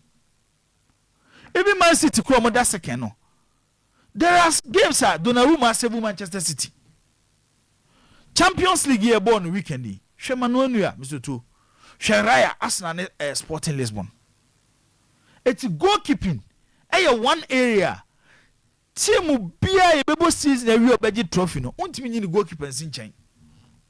But come here say World Club World Cup no e deceive Chelsea kakra. Na team akoto ada wo ho. Team Peter Cech ada wo ho. Fe de maba Chelsea goalkeeper Sanchez. Team pie kra no de bo abeche no hu de oye no ho. Sometimes real cry fi so da goal post mo. But oko two players omo ambition. Omo hu say aside oji trophies ama club no one personal ambition say ese club na achieve na me so me nya bibia. There be a problem. Hazard the example. Ekwa Hazard free so far free Chelsea. Ekwa Real Madrid. But in the comfort zone no. But Hazard ehwe ni mates.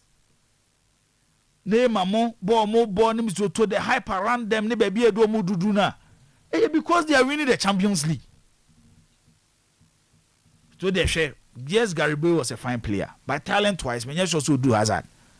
Babe ne oja bobi we Champions League winner Hazard ni bi Sana Enzo de enete. This was a player before he was leaving the Portuguese league. Virtually he was the best midfielder in the Portuguese league. Nazar Kurefi 2022 World Cup na boy no. He was adjudged the best young player of the tournament. We Oman Tona had the biobe creative problem omo. Because of an ambition. And a South American player. Bema boda. E duru say yire so den we ya kan bo say Real Madrid for na kodi nkobo. And o mo say ne bo ne so. Nti kwa ba na ye befa so ebenya o dey start opportunity bi ba kan sem kire no mo bunfu. Confusion na yenton. Right. Nti when you have such players say o kan o mo background obi ti say kai say do. O dey man new point bi na Real Madrid mra. There are class bi o ha o mo bam so to hardly na players refuse to. Because of the club history in connection with baby as our players no move free no. Eti may I sure say they see kika kwani there and Real Madrid so your Madrid say next season they want to spend. What is here so mo pay o lisi. And buy for na beka say it's not for sale no. Real Madrid yan kan just o mo pay no. Real Madrid yan kan is not for sale. Hey. Na Real Madrid players o mo pay na no mo. Real Madrid. Oh Real Madrid ko 10 players ho a so to ebi emu 2-8 don befa 22 in there obi a Bayern player there Bayern no so we say no Olise mo mad Bayern especially if they win the Champions League. So there is some connection between Olise and Mbappe. Sa no mani nyina account o obefa fono obefre no chale minua ahade head do Real Madrid there a club more there oba see dey see ho obo na obo no yire ho kakra bi e be ma Ballon d'Or nti ye na bra for so ma no monton so to na 23. All right. Have this no over. Thank you, Jibo. Tino, Captain, I want you there. Oh, we can also be quite you know. Yes, I know what I'm head of sports. I can't just that question. Tino, but over Come on, dada ya. Baba pata no be show. This one come on, dada ya. Yeah.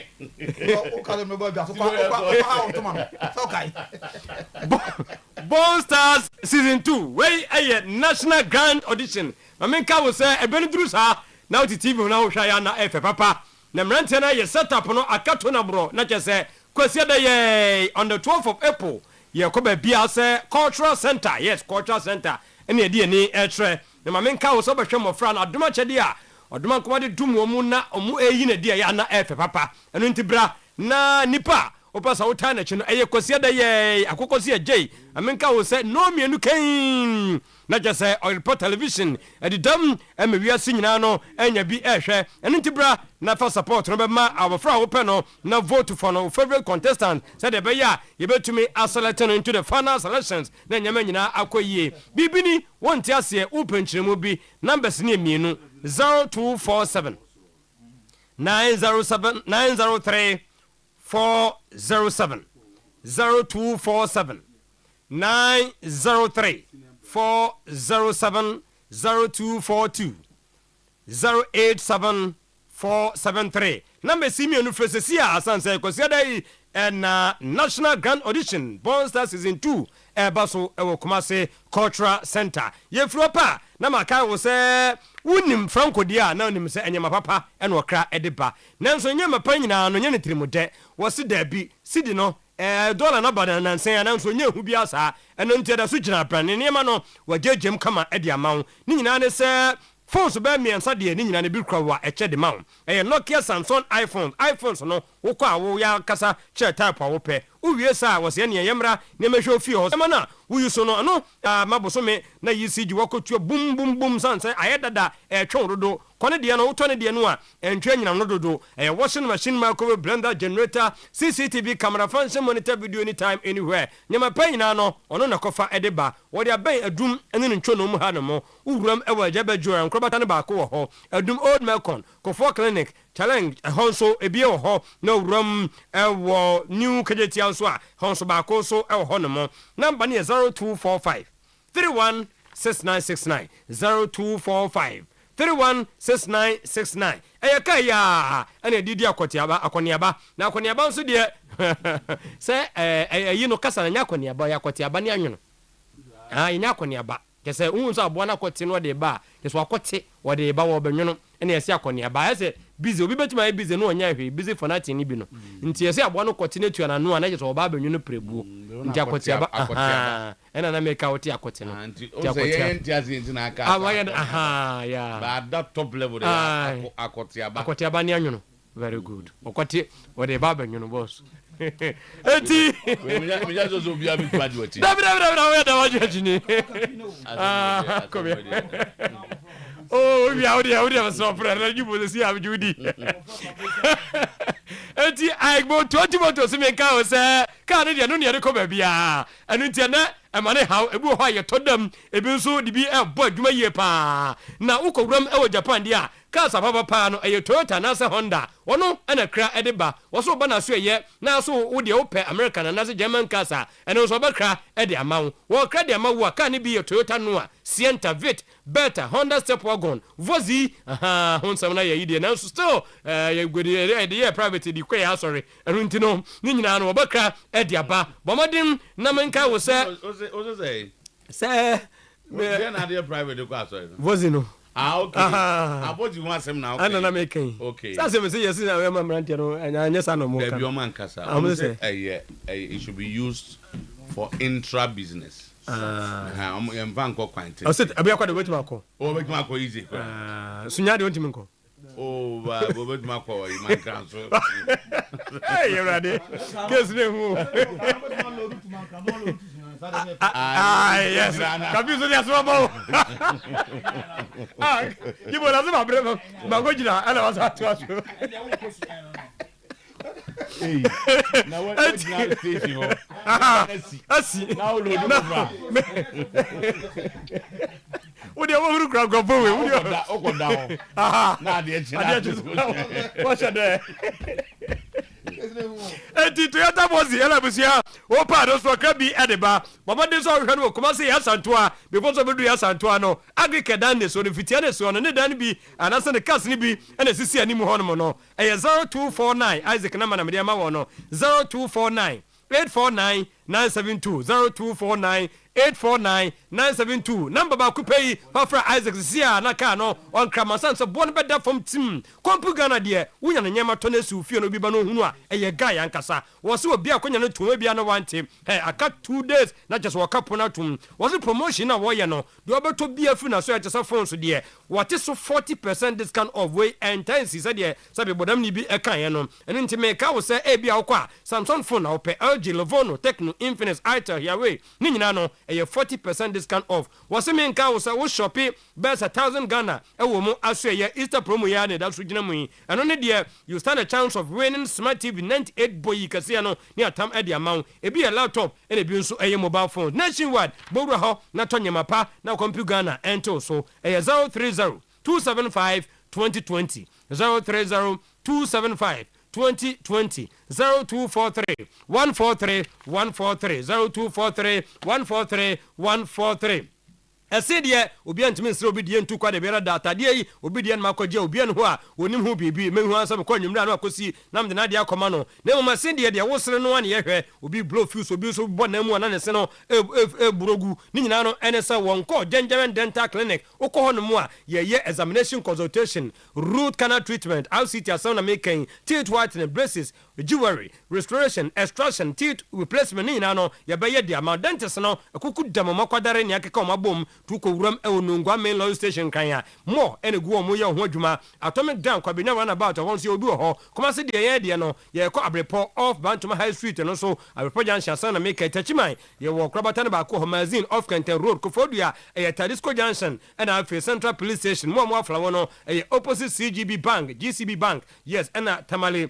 enso e tishugu ni post office ni MTN office no na pen 0598 731 823 0549 906 588 boss obade na nso obey Dr. Sam eneya no aba ensempane nyina waka de akyerew nya danso wia na wodie entisoani unya how bi ho se bema umema sam ayemre na fei stroke how diabetes hernia ulcer cancer ni nyina na hawa me pa cho biaye no na asesan wo se no behunu abrepo first grade filling station no dinosaur na so hwa pe na abehu Dr. Sam na yade na otu hu abaye no otu hu ade amawo 0243 001058 0243 001058 number and other for Dr. Sam no akohunu abrepo first grade filling station said ne wabe cancer pano e dia chonti legend to so abo 1116. Okay, Tino, that's it. Thank you very much.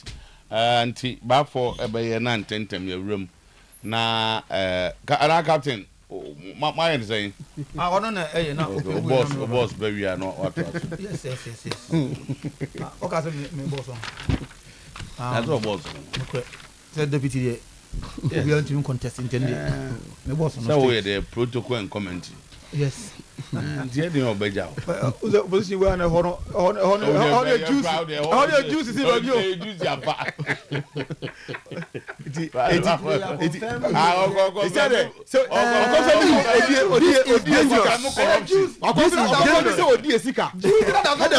in your own years corruption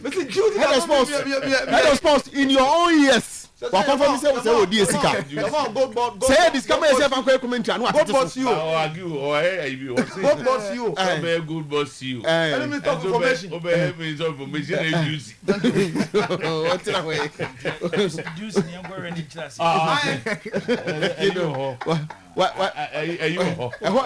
adonodie ho no na issue adonodie no you cannot take the money aspect from at all enti waja tum say we di esika enti no boys no ate pina property we know the importance of this game against Vision FC. We are 6 weeks to go. We have to put pressure on Gold Stars and Mediema. Coach Didi Dramani going for all the 3 points. Ponsa was serving a match suspension. He's back, and so we have everyone back to training and then training very well. I think mentally we are running out. We are just 6 matches from the end of the season, and then we know how important this weekend's game and how important the rest of our games are. Ours is to continue with what is ahead of us, and then keep the pressure onto the 2 clubs that are ahead of us. We just want to mount the pressure on them and then concentrate on our matches. Media money goes as omunyina yi because has to say on the pressure eba beto omo so. First, it was Jacob Aduntara. Then Latif Adari. Even now, we don't even know the coach. Haas can lobby the referee. Haas can lobby for even Elijah Akambi to be the referee. We will beat them. If it was Vision, they will say we are a system club.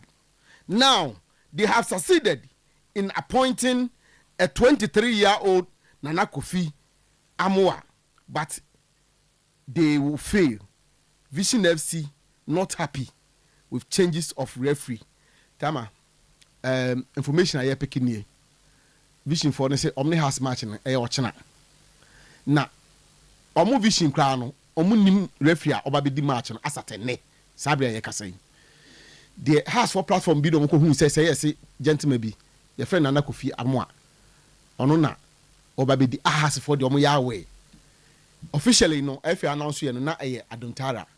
A chain of Mutis say has for someone Paduntara and Tino. You see, Nka Omo de Latif neighbor. After crowd as answer. In Vision for so Edom say Gumtia. Omu treasure just say has for no has pulled a fast one on them. Unti and also no. We are at home. We will control the game, win, and keep the 3 points. Coach Ibrahim Tanko on the approach to the game against Kotoko on Sunday. I think playing Kotoko is always a big game, not only because of the name Kotoko, but because of where we are in the league now. And every game is very important. And we are playing home. We want to control the game. We want to win. Definitely, we want to keep our 3 points here. It's not going to be easy, but like I said, we trained very good this weekend, and I hope that the boys will make it happen. No, I think we are always ready, and we play against a very big team like Kotoko. We play House of Folk. We play BBN Eagle Stars. We play all the big names, and the defenders did very well. I don't think this is different to them. And Tama Ibrahim Takosuso Kakran. In life, things happens, but don't let them keep you down. We are going to Takwa not to disgrace ourselves. My boys has promised to fight back. Coach Prince Owusu on the Sunday's game against Mediama. It's going to be a very tough game, so we are preparing very well, trying to put things in place. We're coming back from our loss against the Samates. We're trying to get ourselves back in shape and then go and face them up. I think they have a very good team, so we also don't want to go there and disgrace ourselves. Make sure we go there to win the game as well. In life, things happen. When it happens, you don't have to let it keep you down, as your question goes. I've spoke to them. We had a meeting yesterday about it, and then boys are ready to fight back and make sure they bring some life into their supporters. Tama, midway. After months of intense lobbying, big rumor says Kotoko board has settled on bringing Nana Acheampong back. Announcement to be made next week. After months of big intensive lobbying. On whose part? On the part of many people. Okay. Tamana, interestingly, people that are supposed or are said to be close to Nanayao from NRA there, social media platforms in there, or more FRCA are very active, or more post to normal different things. Ninjinano lead to the rumor no any speculations now and for what we are hearing in the board will make the announcement next week.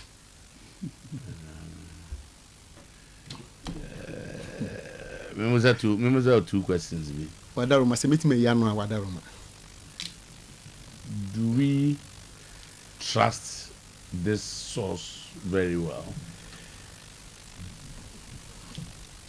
With me, Afa wasem no. Boni beka de wa kan nyina with my fan hook, line and sinker. And as one of those speculative stories to whet our appetite. I'll go for the letter. And I say yeah, someone who in a swat with the danger in his voice. I'll go for the letter.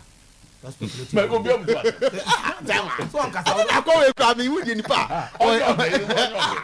Nipa no pisa question. Onye we are not the commander. We are not the commander.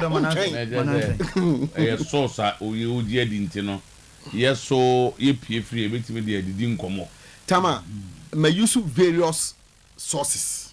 No akabom. And o connect here now we link na yeah. Because one of the sources in Kakachem says about 90% done. There's 100. Oh, of course, in fact, Omuche said, Bibi Kitwe be and the mint me cannot. Ebiaka major on Chakra Meton Bekan. Okay. And now my Ebi Krana announcement, no, and I try next week, no. Hoping say, Papa no betona ma Bibi okay na afi. Let me lead to the announcement. Nah. One source just say, Oma Boru na manie. Ama wadia tu. Who is the young man interested in the job? In fact, one of the sources are and pay me ne kasai. E ka kire me say na say ni birthday kra no young man no friend no ni di e we hye no ni di nkomo. And my birthday. The source no birthday. Oh, okay. Young man no friend no and the young man you are referring to. A friend no amomu di nkomo. Emma this topic eba up. Emma young man ka kire so initially eba ye. Emma omo I say yeah, I say discard kakra, but that's our baby. That source no. I was young man friend mo always in the bed from catch me say assign baby mo. The board looked around and eventually they had to go back and speak to the gentleman. Monday at the stadium will be approaching me, and that person told me say ono kra dey what he say is done. But me the to honum because now me pese me ye but no nwumre de na buy no na more stronger and na afi no yi abon the two sui wa ma right up now man ka bon pato ska bit mama right up na ba and so so ba no nwumre ni mu any other ones me reading around no and I'm starting say me nin kofo din komenti no okay yeah inti pato right up ni my what say what page why yi this is yeah. Nti time ampacho say una wo tro man kofo esua kwotro the past exams anti ampacho elevated for and be hwe na JHS nye no ane ayi no the Kodoko CEO position will go to a respected servant who has left a solid track record in the club. Thank you, full stop. No cosmetics, no swindles, just pure organic stewardship. And who wrote this? And this gentleman, I'm told, or did the name Kwakunebay, but I'm told say we're a very strong associate of the young man you are talking about. Okay, thank you. There are a lot of questions, but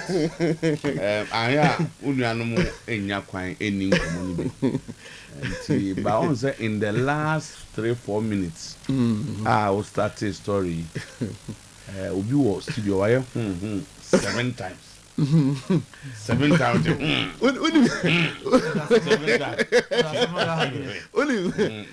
One of the guys in the studio, Bakusu did them. As almost down.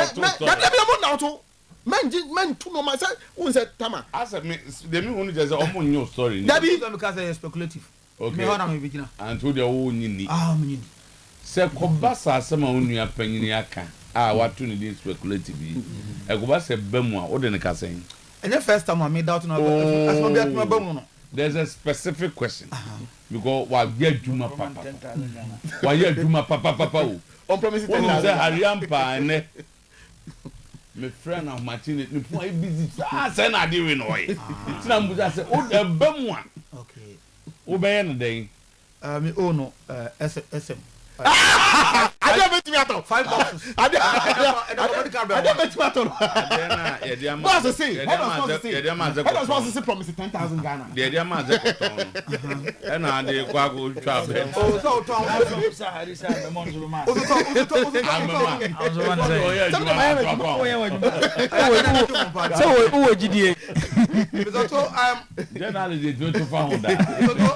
may go back to on the 6th of this month. There was this story, and I personally listened to the manner or cancer. I'm the cancer. 6th April. 6th of April. On news file. And on Tuesday. On news file. And I 10. I don't know news file. News file. They said Saturday. That mean 4th. That was right 4th. Be a what kind of. Me Any. I was a.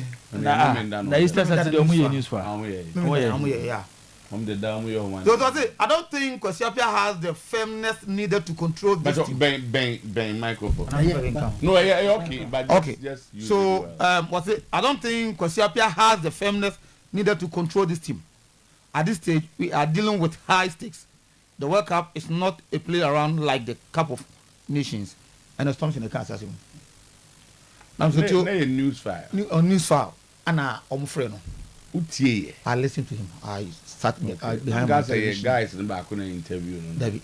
Oh no, that I'm friend too was also at Germany also.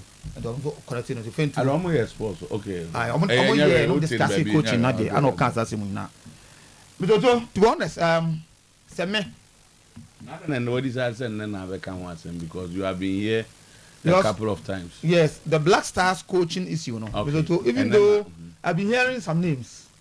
But my sources, we are trusting also, was telling me, and one I just said, we shouldn't be surprised. Okay.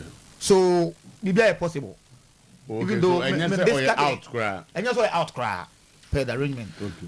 Because according to the source, almost for two, Coach Kwesiapia in a meeting or a high stakes, maybe I wouldn't free say everything might happen. But what has been so uncommon? And now has been common. And some say a binding in court for Epe Kwesiapia, but the GFA doesn't like him. Sana Ukrumo Biaka. But these things are decided by the GFA. Yeah, and I make us say, I buy the coach. So whatever being the case, I buy person say I'm a direction of person Okunia. GFA didn't mean Sano. Yeah, for that me I will believe in that. And you believe in this. Said GFA no say the government of the day no. On the team over here coach.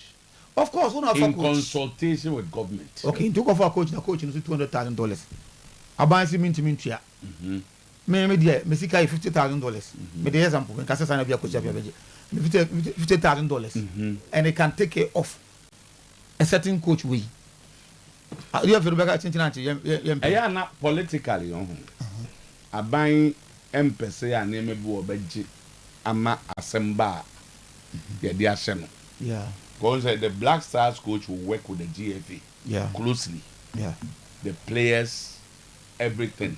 Now I buy the obexadrin, now I buy car, I buy two pussy, we never bought. So back and forth. GFA we are not going to buy a man. Now buy a cassette. Yem Pinana, but usually near the vice versa. Now buy a coach on the GFA. Yes, sir. Ono mu kwese dem ho ye adwuma na omu nyeni papa omu dwuma na feel puto yeah na abese anti saade no omu mienu kabum na ye okay so they are all canon. I think that has been the precedent, you know. I'll go back this time around the omu nyeni per me source on the air catch them, you know. Me throw Coach Kwesiapia issues out. Okay. Completely on the announcement to back. But that's not to say do be can be from be bar. Me can say bia. But so the how the bum say say Kwesiapia, nobody should be surprised. That's right. Okay. So na element like Frank Nelson, sorry, Ernest Thompson mono. So yes, adie bia the discredit Coach Kwesiapia. Using 2014 World Cup. What happened over there? They all kind now no premise of the cancer some years ago. Premise of the cancer because carry all kind a lot. And you know what kind.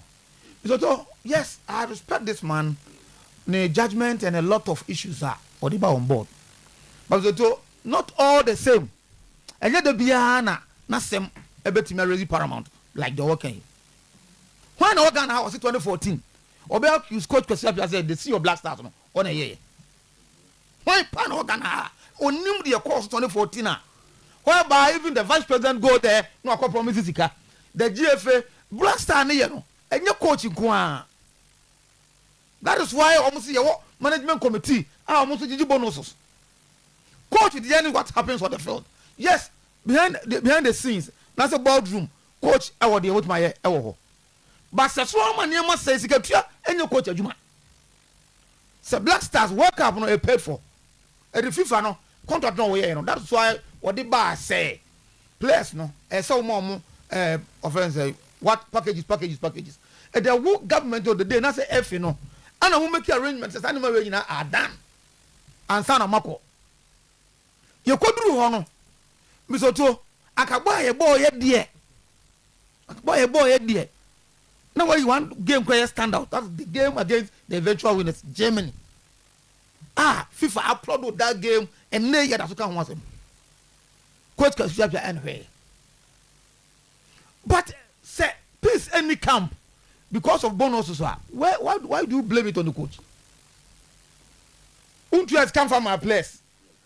Players say, management say, to the extent that FIFA ever say never was ready to even pay for the players, Black Star players. Now actually, what they stand from the FIFA the Ghana no, what here from, it was not agreed. So I understand some more. Kwesi has done a lot to deserve that respect. Say, pardon was had no. No, me not said them FIFA because they know what went on. What about that? No government move. Okay. But who go for way back? And I Kwesi want to me nya. What on country crowd? What so country no? Ede organize them well. Ede abese in Ghana. What on country in Sudan? Omu konto kwa. Team no any Sudan oh. And for come number of matches. Kwesi handle this team. Was the support of everyone with no. Keep put two together. Any team compete to the standard or top Ghana at the Cup of Nations or near CI. So that respect must be given to him. And you are on the year 2014. Kwesi has got what it takes to control this Black Star. After all, these players are young players, are some of them, even your poster boy, could do only handle the first column to the Black Stars. Thank you. Almost spend no man that respect. You've made now, very well made, sir. I thank you, Mr. Otuo. Now, as I go to go coach, I think the football one day go over. Mr. Otuo Prince also go out for no. Minimum. No, also anymore.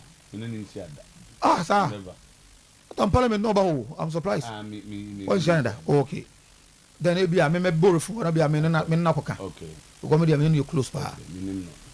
So to say and the press now they come to the game. Hopeful. Say the players will deliver. The last time no I sell the players out. Okay. What I say? That inconsistencies in his press reports now. It is not going to help him. Say if we continue your coach. America well so you help no who said they can do Caribbean eka born you be your coaches even in a time to the coach America for coach adia but your coach maybe what I say ade hano pa or how we say a compose no can say no say obufu a masa ade how pia so to the experience people be catch you say it's better you keep quiet than to talk. Okay. Because that players last week and I said no to grandma.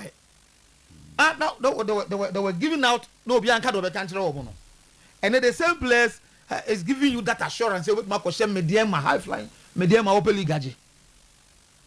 But against someone that's another 8. It was something else to the sender who said defeat to cry back long but won't even stop it. Football is not like that. That's why to make us episode 2 a bassa how you run your commentaries, how you make your comments, you know. So this is my little advice to my senior coach. In your apparel, no. Chief. That's what will be there. Yes, Ghana in your coach. and we should at this stage there should not be any room for error. Okay. So okay. The government have said, say, based on what we've heard, say, at least UTT figures they are ready because we say this World Cup is here about pa. Because I say Emma previous World Cups are yako. You come by the Chroma say they see and they didn't see. The assembly ya they see ya minor not so ya problem e World Cup e ko ya mbo home money.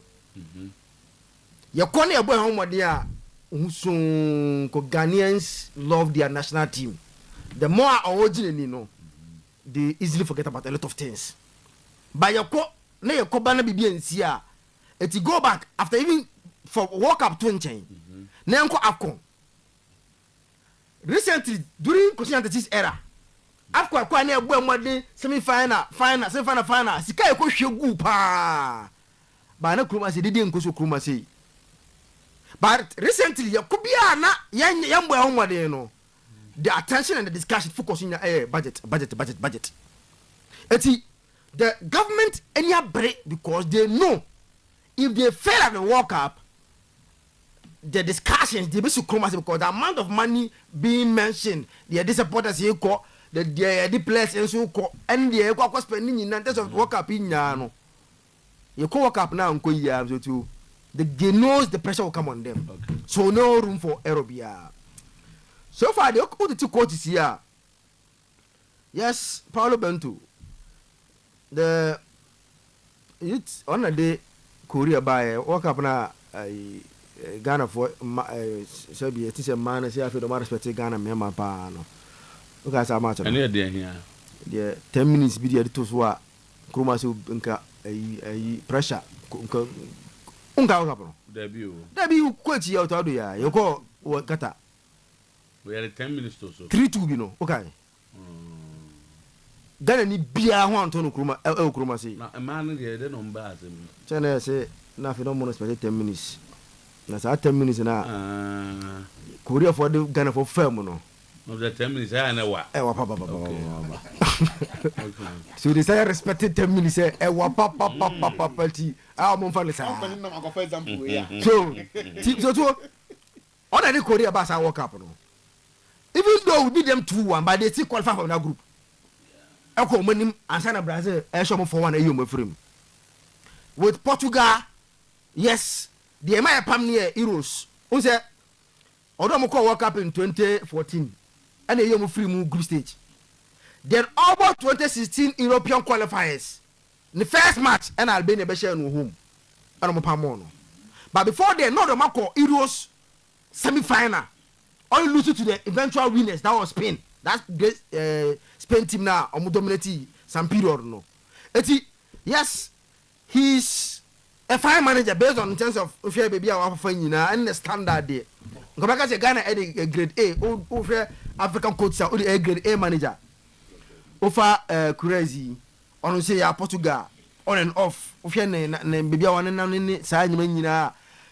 these are all grade A coaches that's a but Dibo there no am I Dibo there Bernardo Santos on the Portugal J Euros no much no so and on assist so on support the new win a lot of experience to manage be pressure and all those things you know I think say Sami saying so oh sure mo bra mabo nyina ba ku bianca Ghana bet ya for ni bia a grade A coach you are bringing are you sure ba kwa ba no no offense Bas the Katana on the coaches have been Lionel Messi mo na Iniesta mo on the omo he made them at the youth level.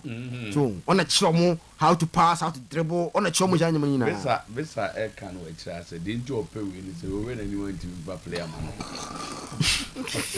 Oh no. We can't get them away, my boy. So and look what's a mistake this time around. We should get it very right. And I think Sa coach is seeing saying now ever a great A coach. So last week na no me what I've heard about Kwesi and say omo komodi bi akoso but it was more of say emu edin you best say one dey work up. That was the previous initial discussion now by when time now is Musake, you know, and the honestly there was a discussion with Kusapia. It was say say yeah, I mean be there. We ain't been here. It is before one day work up now. So it ended there. But at this stage, if you listen to the minister very well, and the meeting that the ESCO more of after you finalize it. The appointment of the coach until they are done. So last week, my name said Jibo Bakaya. There was this discussion about near here Emma Highway Sports Kotoko PRO Safuduku was called on whether a more contact with CHB have been extended or not. Okay, I had a discussion. Now I get this from my source inside at the club. Say Jibo, they have extended the contract about 2 years. Contract of when? Kotoko and THB. Okay. Also the initial that day, I wasn't sure. And I remember and say negotiations are going on. Okay. On a highway, Jibo also put the question to the PRO. And I say he's not aware of any contract extension. But now also now your source says that. Yes, inside that Omar extending it by 2 years. Okay. The only year I'm say I'm making the public for me time. One can say season no be an at appropriate time. They will make that, you know. So now the question now comes to if that has been done, what happens to future EBA after when you call IMC are going, board are coming. You say administration there continues. Now what if the new administration comes and says no, we are not interested in them sponsoring us. They say almost sponsor clubs there. Any new administration, sir. You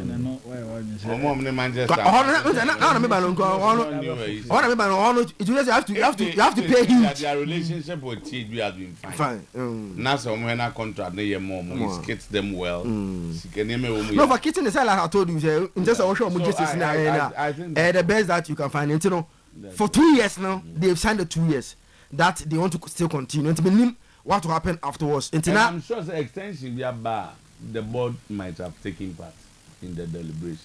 Because when it's clear that you will not be there next season, you can today. Can be signing an extending contract. No, somewhere in November last year. Before the board came. Extension. Then that's fine. So we somewhere in November last year. They can only sit down and have a review. And I'm told say now I just wanted to. Okay. Message about so finally, in a minute. Kotoko have to now no you see sometimes whether yes coaching you can have issues about Prince, but I think say the players themselves have to look at also mirror and say are they giving their best to the club and in terms of anybody can have a complaint about the treatment, salary, the atmosphere that they find themselves. What is the problem? So what's your boys' commitment? When they are playing, now no money Karela. If you see how the Karela boys are running, the Samates are running. Now Kotoko boys demeanor. Look at the goals they conceded. 2 goals in a similar pattern. But that same pattern, no. Any against Samates, you see them clearing the ball. So there's a problem that I think the future, the board coming, have to look at their recruitment very key. Because some of them comes from a background, make a background, maybe a camera on free urban. A come the net on pa. No common no because no musica no some. I will come there. Obi no come there no. This cannot form kakra. And now e be we not a room with 4455. Next no. No, or the 4455. But you come here, you have a big year on I'll cut down with them. Down with them. So it's when you now if you leave this environment now ba Do you have to relax it now? They have reached a level where I'm relaxing. No. Abby, you. Journalist now they Felix Sanchez Bass story about, yes, one of the most respected journalists in Italy. Okay. And Oka Fabrizio Romagnoli team no. Yes, in the case. Oye Milan fan Matteo Moretto. And friend Matteo Moretto team. Yeah, oye very famous. On the road do Fabrizio pa.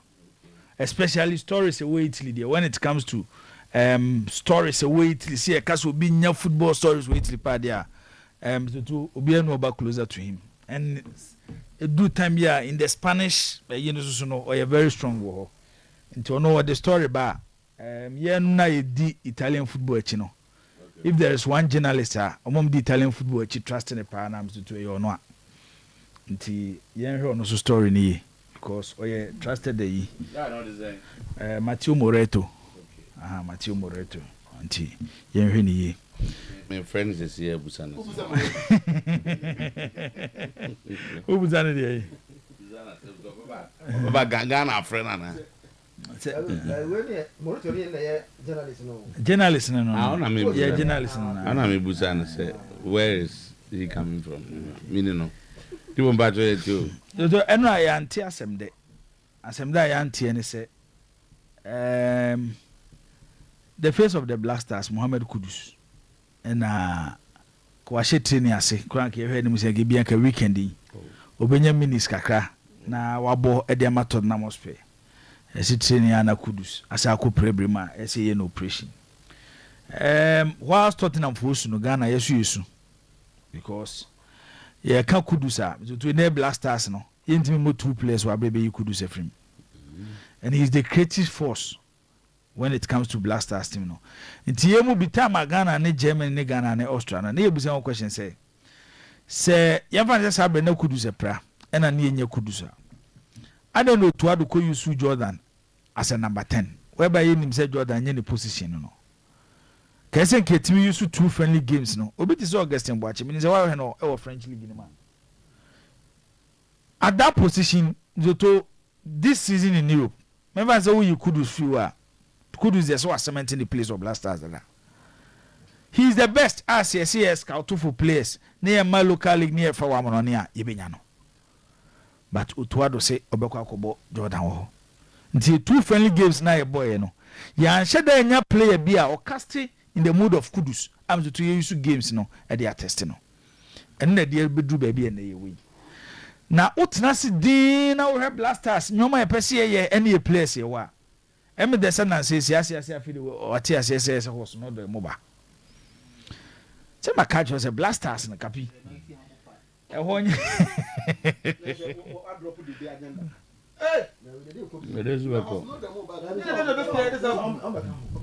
Edi be boda. Enye good news the Ghana with the absence of Kudus no. But I think the next coach of the Black Stars because a short period na me to person make a case at the World Cup no. There are certain players if or more opportunity to play for Ghana to say more kind and me start a campaign when you say Callum was not doing say you see fat Ghanaian players or more opportunity to play for the Black Stars he has been one of the best performing Ghanaian players in Europe this season.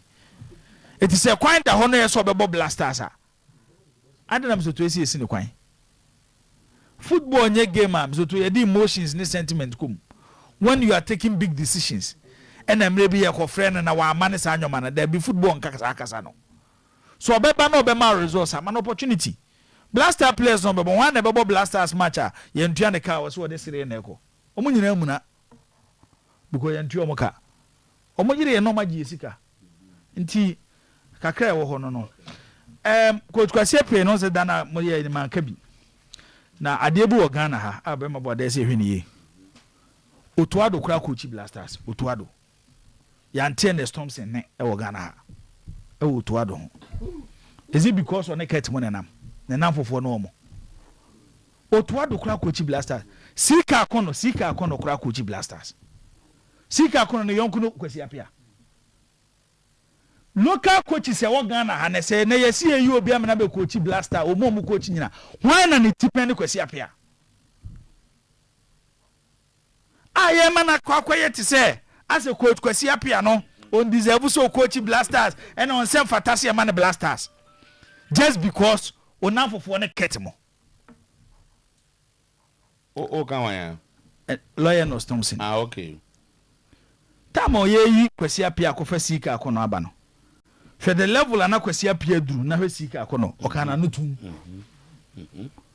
Milo ba ye na after sika akono anye ye no okana no tum ene ekofa Otuado ono kwa de no ye scout coach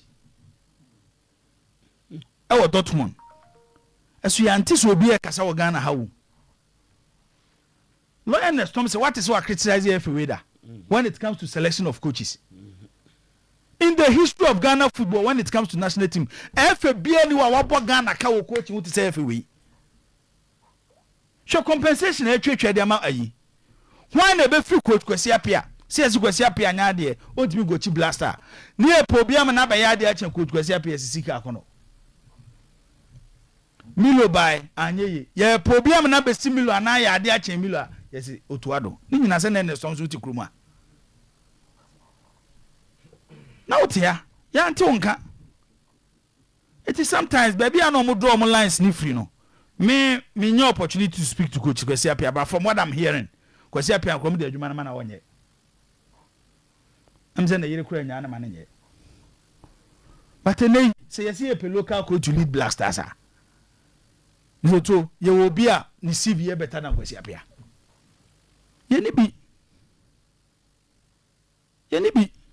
nti sa asem no master tene ba bi e free ba ne de okay omo enya sa asem no thank you ba ma boda mesro ayi mamenye birthday we wa unua ba eye Dr. Evelyn Nsiasare okay unse ne baba na ya adeusu okay oye pharmacy student okay university na de no nti oye 1 or 2 yeah nti ne na de birthday nti the Steve family eye busuan nyina omo de abesi me so oh that's fine say ene me mfa fidie so na me wish na de happy birthday ne so exams but arrangement akoso kama say we are exams na arrangement na we are next week or 2 and am menko Presby guest house wadum so do ho sisi ya omodo mo bie machine mu kakraka Oyerepa neda eye Florence Entwi ono so na na woda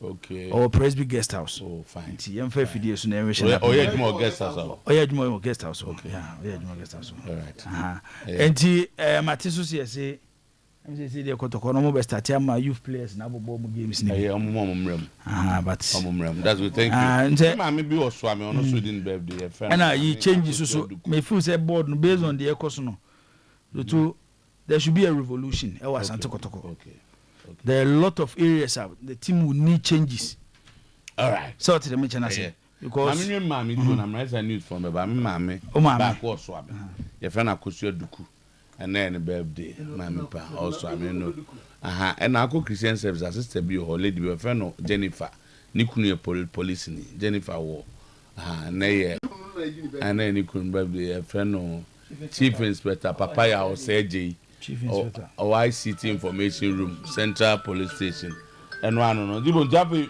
we point na o me and say coach say maka say stage na edu no so too but go players ni baby wa me nyo obi am support to see nya players kwan see mo monko free because won't me go to player and they Ghana be about 150,000 Ghana cedis so tell me chana say see we play bo buy ultimate say nobody bon so anybody scared the turn so say you dogo moro yi they should give them another your friend say for your friend say dogo there Yakubu de Moro. Dogo Yakubu. Give them one season and their new coach. What I say? Omo first season for no. A bit dependent too. On say a bit dependent. A bit dependent the ambition of the board. A bit transfer to management. A bit technical team. A beer. Na board be omo first season person omo G League. You be players no more. Omo ye players do omo G League man ye. And that's how the League. Say, you see, and yet there are some of them based on circumstances they go, but wholesale And na make us say obu a first season amfa coach with my you be a bit say too once a year can one department out the last 3 years so your assessment yes I have a lot of friends there but to hear massive changes a medical team no sense sayeba e wo so tell me chana say we should players here baba adam for no confano chefon the bad o ko no an on from the bar for ma ho ba for the asmato we playing body na suban be a players be done edi and the ambition of the club so to in the football ye wo Ghana ha no sika ko football mu nya asem keto wo it is a who take decisions name for resource ma share the last 3 my memo example be fakotoko 4 seasons ago yeah na Zebo ebe coach kotoko no our mind me Angel League no yagi to kotoko Medford that year no Morrison Lamte Zeze bo Agadas what the hesa place kotoko Angel League quality after 3 years as am Medford the senior few he ne kotoko Medford omo PROMOTIONAL Dibo Hebeshia highway thank you very much